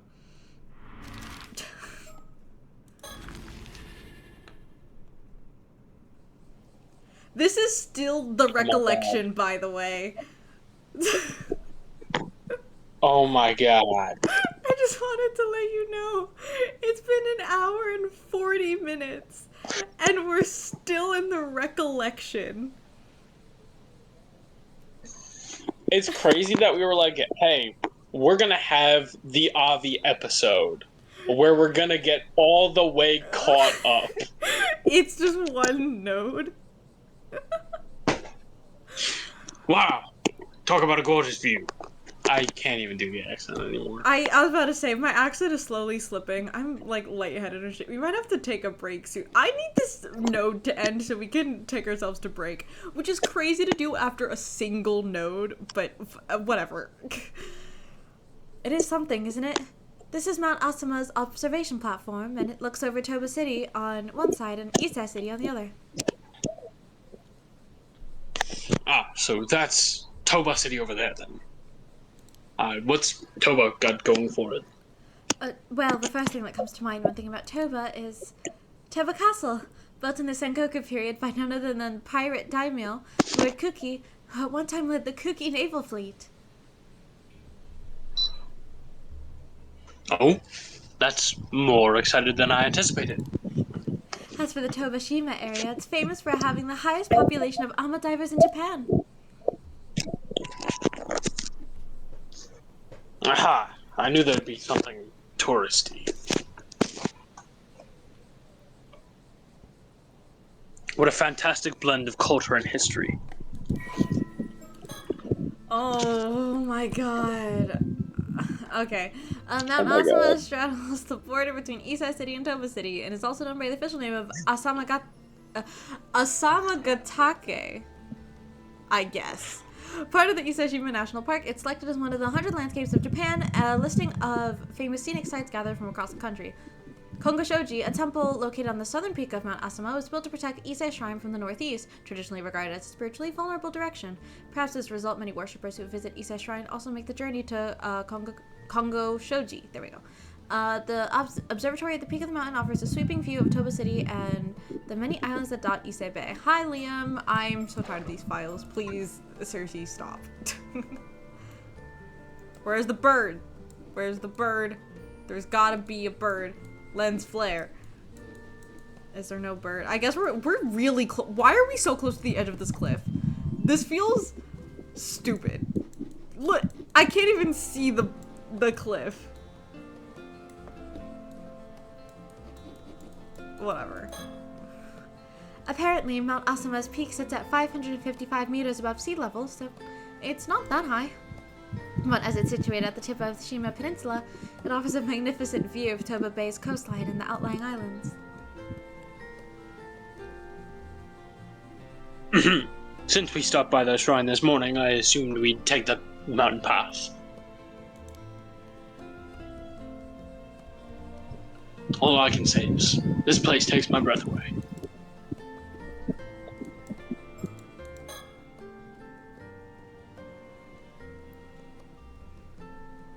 From what I hear, lots of the inns in Toba are run by ama divers and fishermen. I can't wait to dig into some seafood tonight.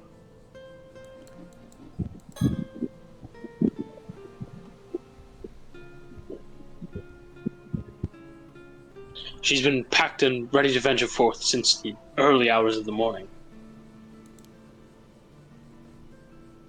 Though I myself beat her to the punch, having been too excited to sleep a wink last night.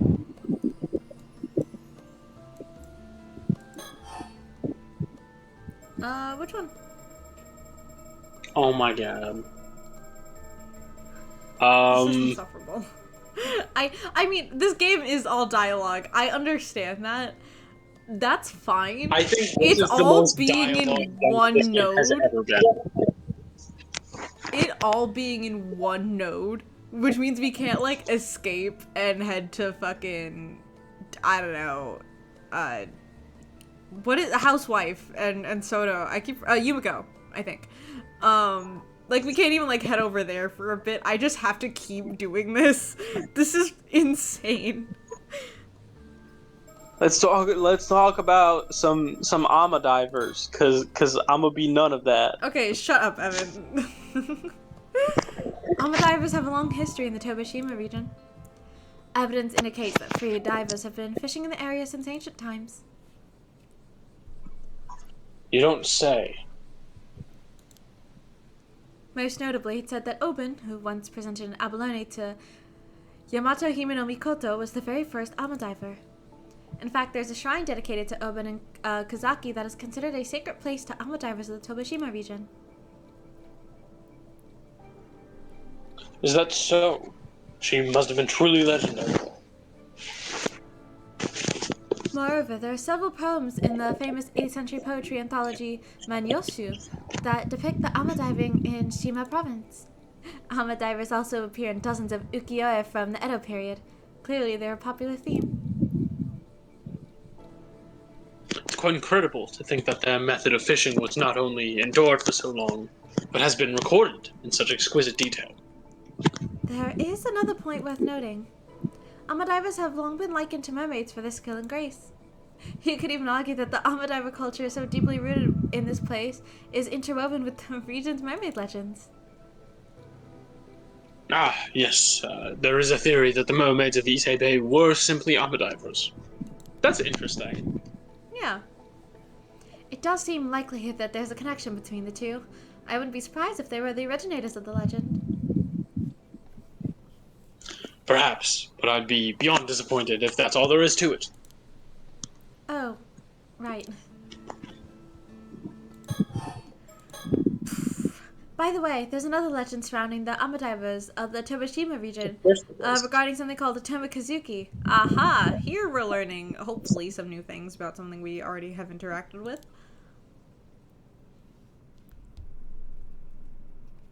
The Tomikazuki. It is believed that an ama diver may encounter a copy of herself underwater, who will then offer her an abalone. If she accepts, the Tomikazuki doppelganger will drag her to the bottom of the sea, never to be seen again. Ah, Cersei, please don't spring scary stories on me out of nowhere. That's why the ama divers of this area wear the Seimon and Domon symbols on them while they dive. It's a tradition that has continued right up to the present day. There must be some reason for it beyond pure superstition. Wait, hold on. This stream is... I'm freaking out. For me. It should be fine. Okay. Interesting.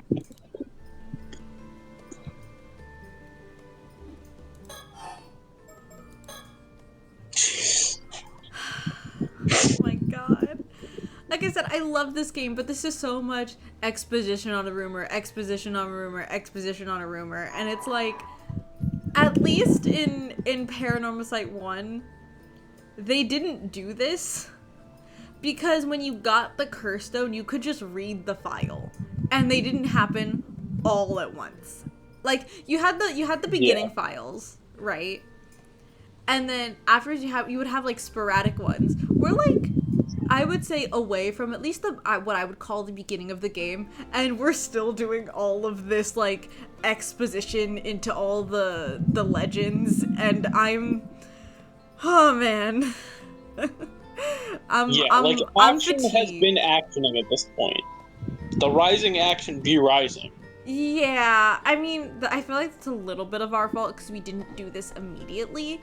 But also, even then, by the time they were introduced, there was already, like, shit going on. And, again, this is not, like, saying that this is a badly paced game or anything.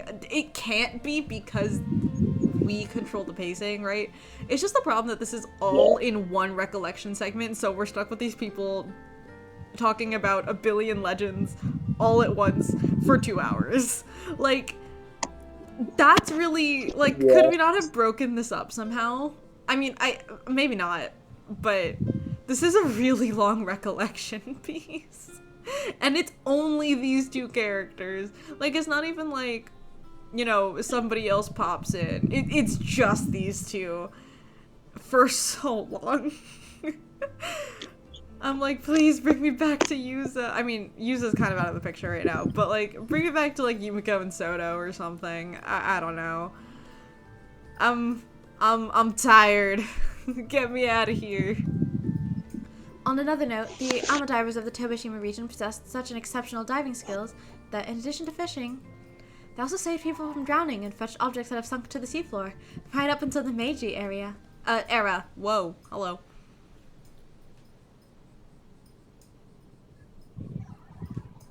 Well, it sounds as if they were true diving professionals. Exactly.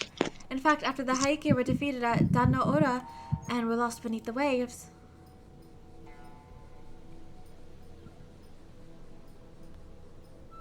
Oh, so we're back to the Hiika already.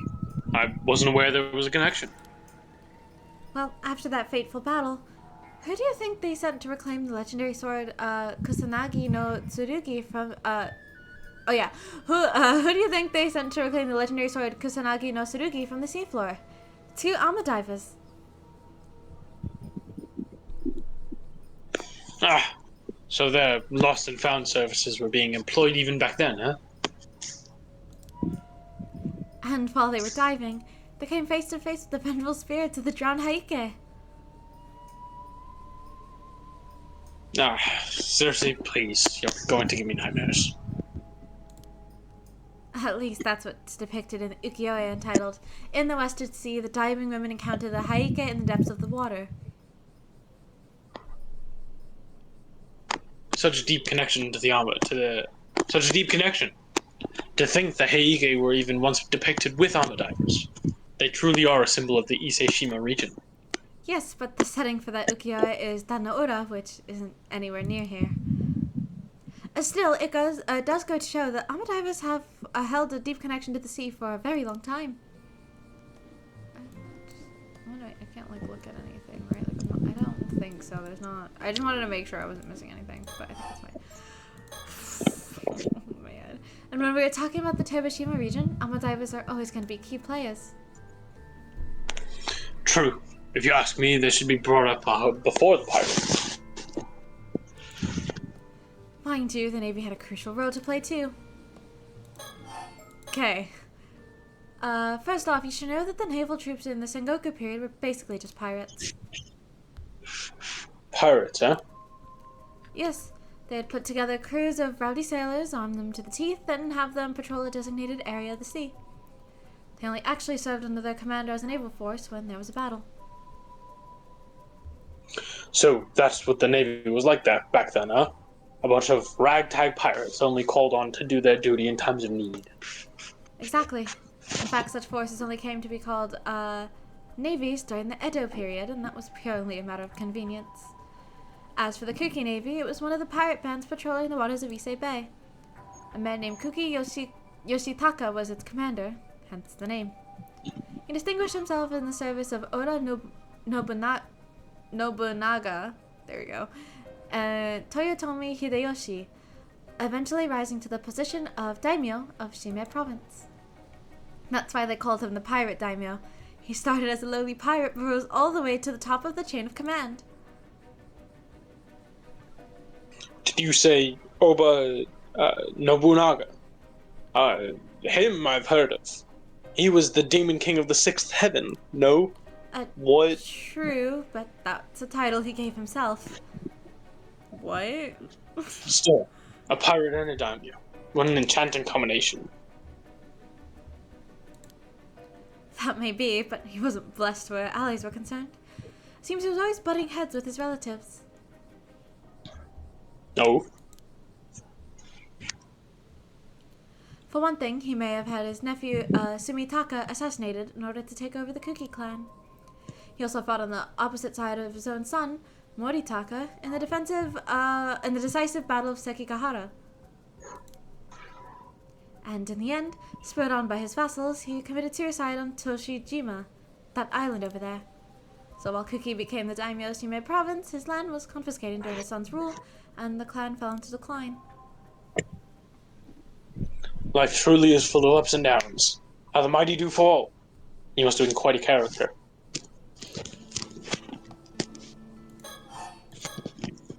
That reminds me, there's another fascinating legend related to the Kuki clan. Okay.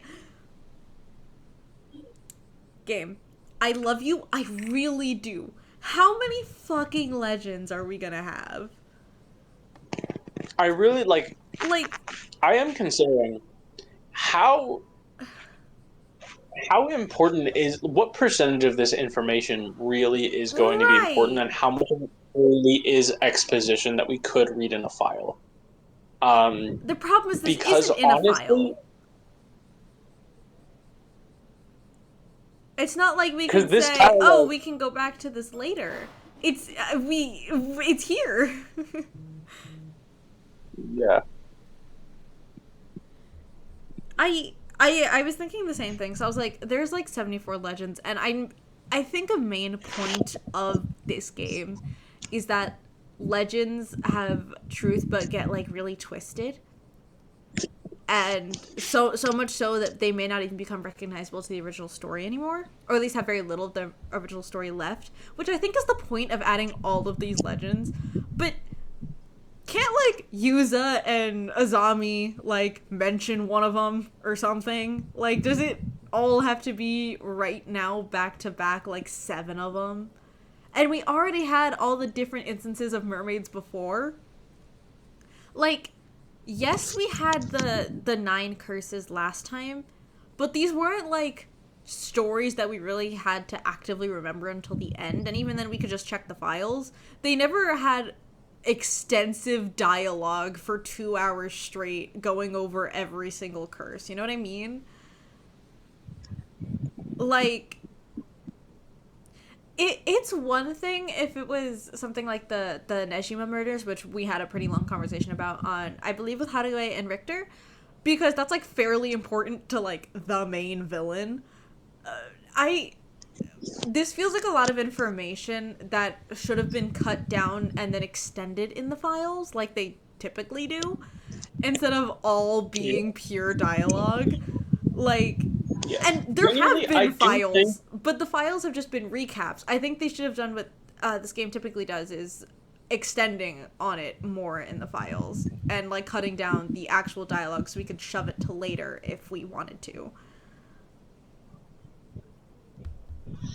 I do wonder, though, just because I don't really know if we're that far into the game. This game just might be way more dense because we don't actually really know. Yeah, we don't know anything, actually. Antagonists. We know extremely little. We know that there is a curse, and we know what that curse does and vaguely where it came from. These 3 groups of people have scarcely interacted thus far. We're early, but it feels like we're not at the beginning of the game where it's like all exposition, you know?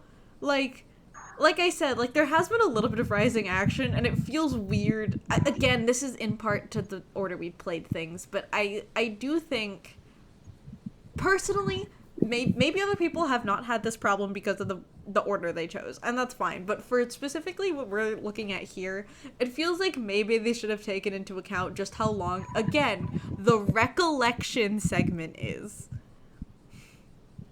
It's been 2 hours of just one recollection segment. Usually we go through at least 2 different people, like, in this time. And we're still here, you know what I mean? And I think that's fine. It's just pretty taxing when you're playing it in a streaming and voice acting format, especially when you're me, who's been feeling like crap all day because you've had no AC. So again, this might just be a me problem because I'm already struggling today. My symptoms were bothering me because it was getting 90 degrees in my room. Fair. And so, like, I'm not gonna hold this too much against this game because I really don't know how different this would feel to me if I was feeling normal and good and this was like a good health day for me. So like I'm not like trying to like bash on this game or anything, but I am saying I do want this to be over.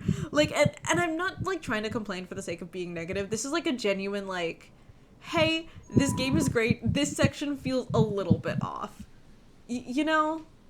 Yeah. Like, and I love this. Hearing all of this is really interesting, and I love these 2 characters, especially because they were introduced pretty late compared to the other 3. Like, other 3 point of views, I guess. That they want us to, I assume they want us to, like, spend a lot of time with these people. I just, there might have been a better way to go about it. I still love you, though. I'm your biggest fan, Paranormasight, okay?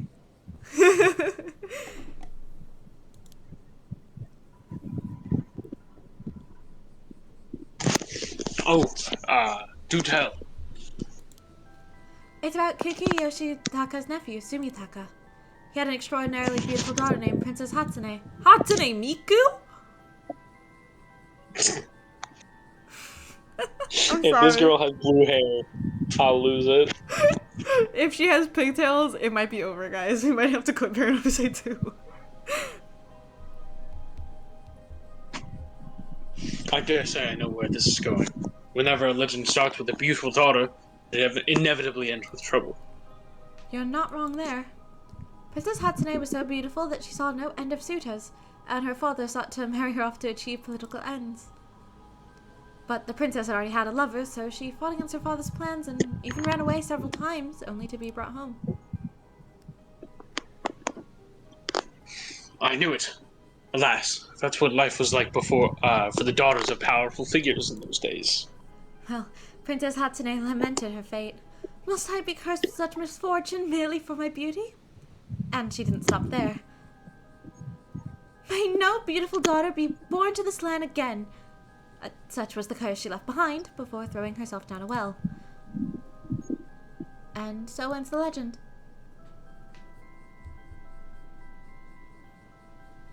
Not what I would call a happy ending.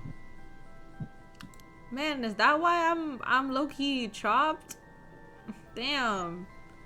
What'd I have The to princess suffer for may your, have good for your intentions, fate? but I'm sure no one else felt she was doing them any favors.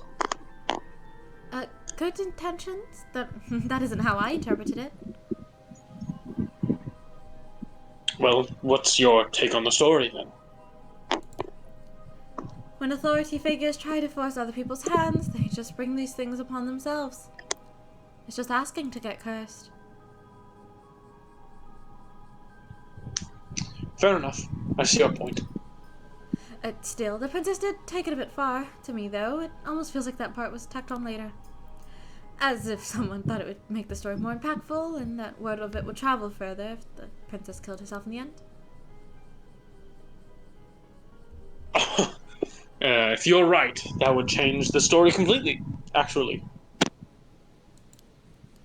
But there is something else that interests me more. Sumitaka became the head of the Cookie Clan in 1560, but he was so young that Yoshitaka had to be appointed as his guardian. His exact age at the time isn't known, but the common belief is that he was about 8 years old. Nothing unusual there. Premature inheritances were a common occurrence in those days. But consider this. When Sumitaka died 24 years later in 1584, he would have been 32 years old. Yes. Even if we suppose that Princess Hatsune was 15, that ages don't quite add up, do they? Age differences weren't so much a point of contention back then, but even so, that is a bit odd. Which begs the question. Did Princess Hatsune really exist to begin with? And even if she did, was she really Sumitaga's daughter? An agate Magatama was unearthed at the place where the princess was supposedly buried. That could have easily been planted there to lend credibility to the tale. Well, once you start doubting, it's hard not to see lies everywhere. True. And the pursuit of the unknown starts with belief, doesn't it? Well said. A certain occult researcher taught me that one. You don't say. She's so proud of herself. Okay, I'm gonna skim through. I'm not gonna like fully read this just to make sure that it's nothing new. Home to local clans, which fuck, that's not what I meant to do. Local clans along with the Cookie Clan was just many pirates. Blah blah blah. They're powerful. And he rose as the commander, became the feudal lord, and Toba Castle was the base. And then it was in service. The nephew was the advisor. Sumitaka was a little more than a puppet lord and died young due to illness just 2 years after the Honoji incident. However, some theories suggest he was poisoned as a scheme. The Sumitaka's daughter, which was Yoshitaka's nephew, Jesus. Okay, this gets chaotic when you throw in so many names. Okay. Was said to have been a woman of great beauty, but they wanted a political marriage. She said no because she already promised her future to somewhere else, but it was an enemy clan, and then so Dad got pissed off. Although Prince Hassan made numerous attempts to escape, she was caught, and then she got mad and supposedly threw herself down a well. Whatever. You done? Nope, not yet. Oh, just realized something. Kuki Sumitaka died, or was assassinated, exactly 400 years ago. Is that significant? It is. A special spiritual significance is attached to the periods of 400 years. For instance, the cycle of death and rebirth supposedly lasts 400 years, and some stories claim that a soul endures for 400 years. Of course, 800-year mortals have twice that lifespan, but as you can see, 400 years is widely considered a good cutoff point. So there's a chance something happens after 400 years. Maybe. In any case, we should probably tread carefully here. It sounds to me as if we're in the right place at the right time.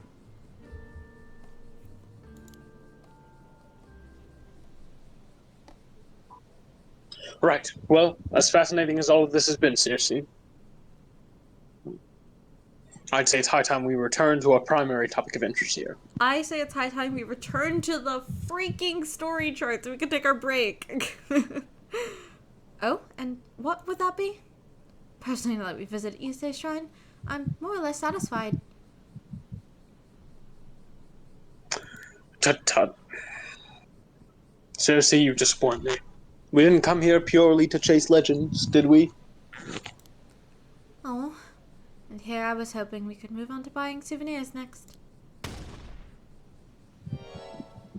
You know perfectly well that the true purpose of my voyage is nothing more or less than a treasure hunt. Is it using the map that you got? Are we coming back to that now? Right.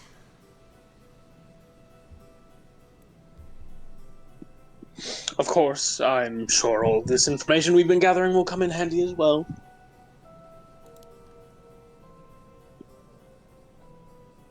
First things first, let's head back to the inn. From there, we can plan our next move.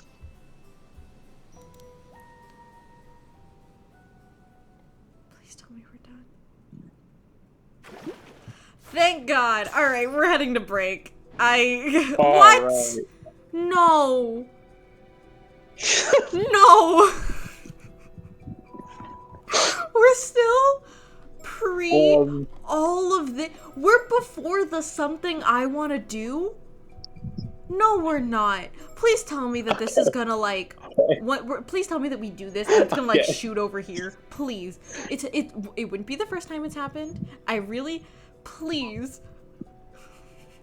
Game, I love you. I really do. But like, I know we said we wanted to dedicate a whole stream to them. I'm already tired of them. I think we still should, because we don't know where we are on the timeline yet. But hopefully it's not this far early. Please tell me it's not this far early. I actually might lose my mind. Okay, I will say. So are we on break right now? Yeah, let's head to break. Okay. We'll be back in a few. I'm lightheaded as hell. I need to, like, I don't know, maybe eat something and see if that helps. I don't know. But regardless, we'll be right back.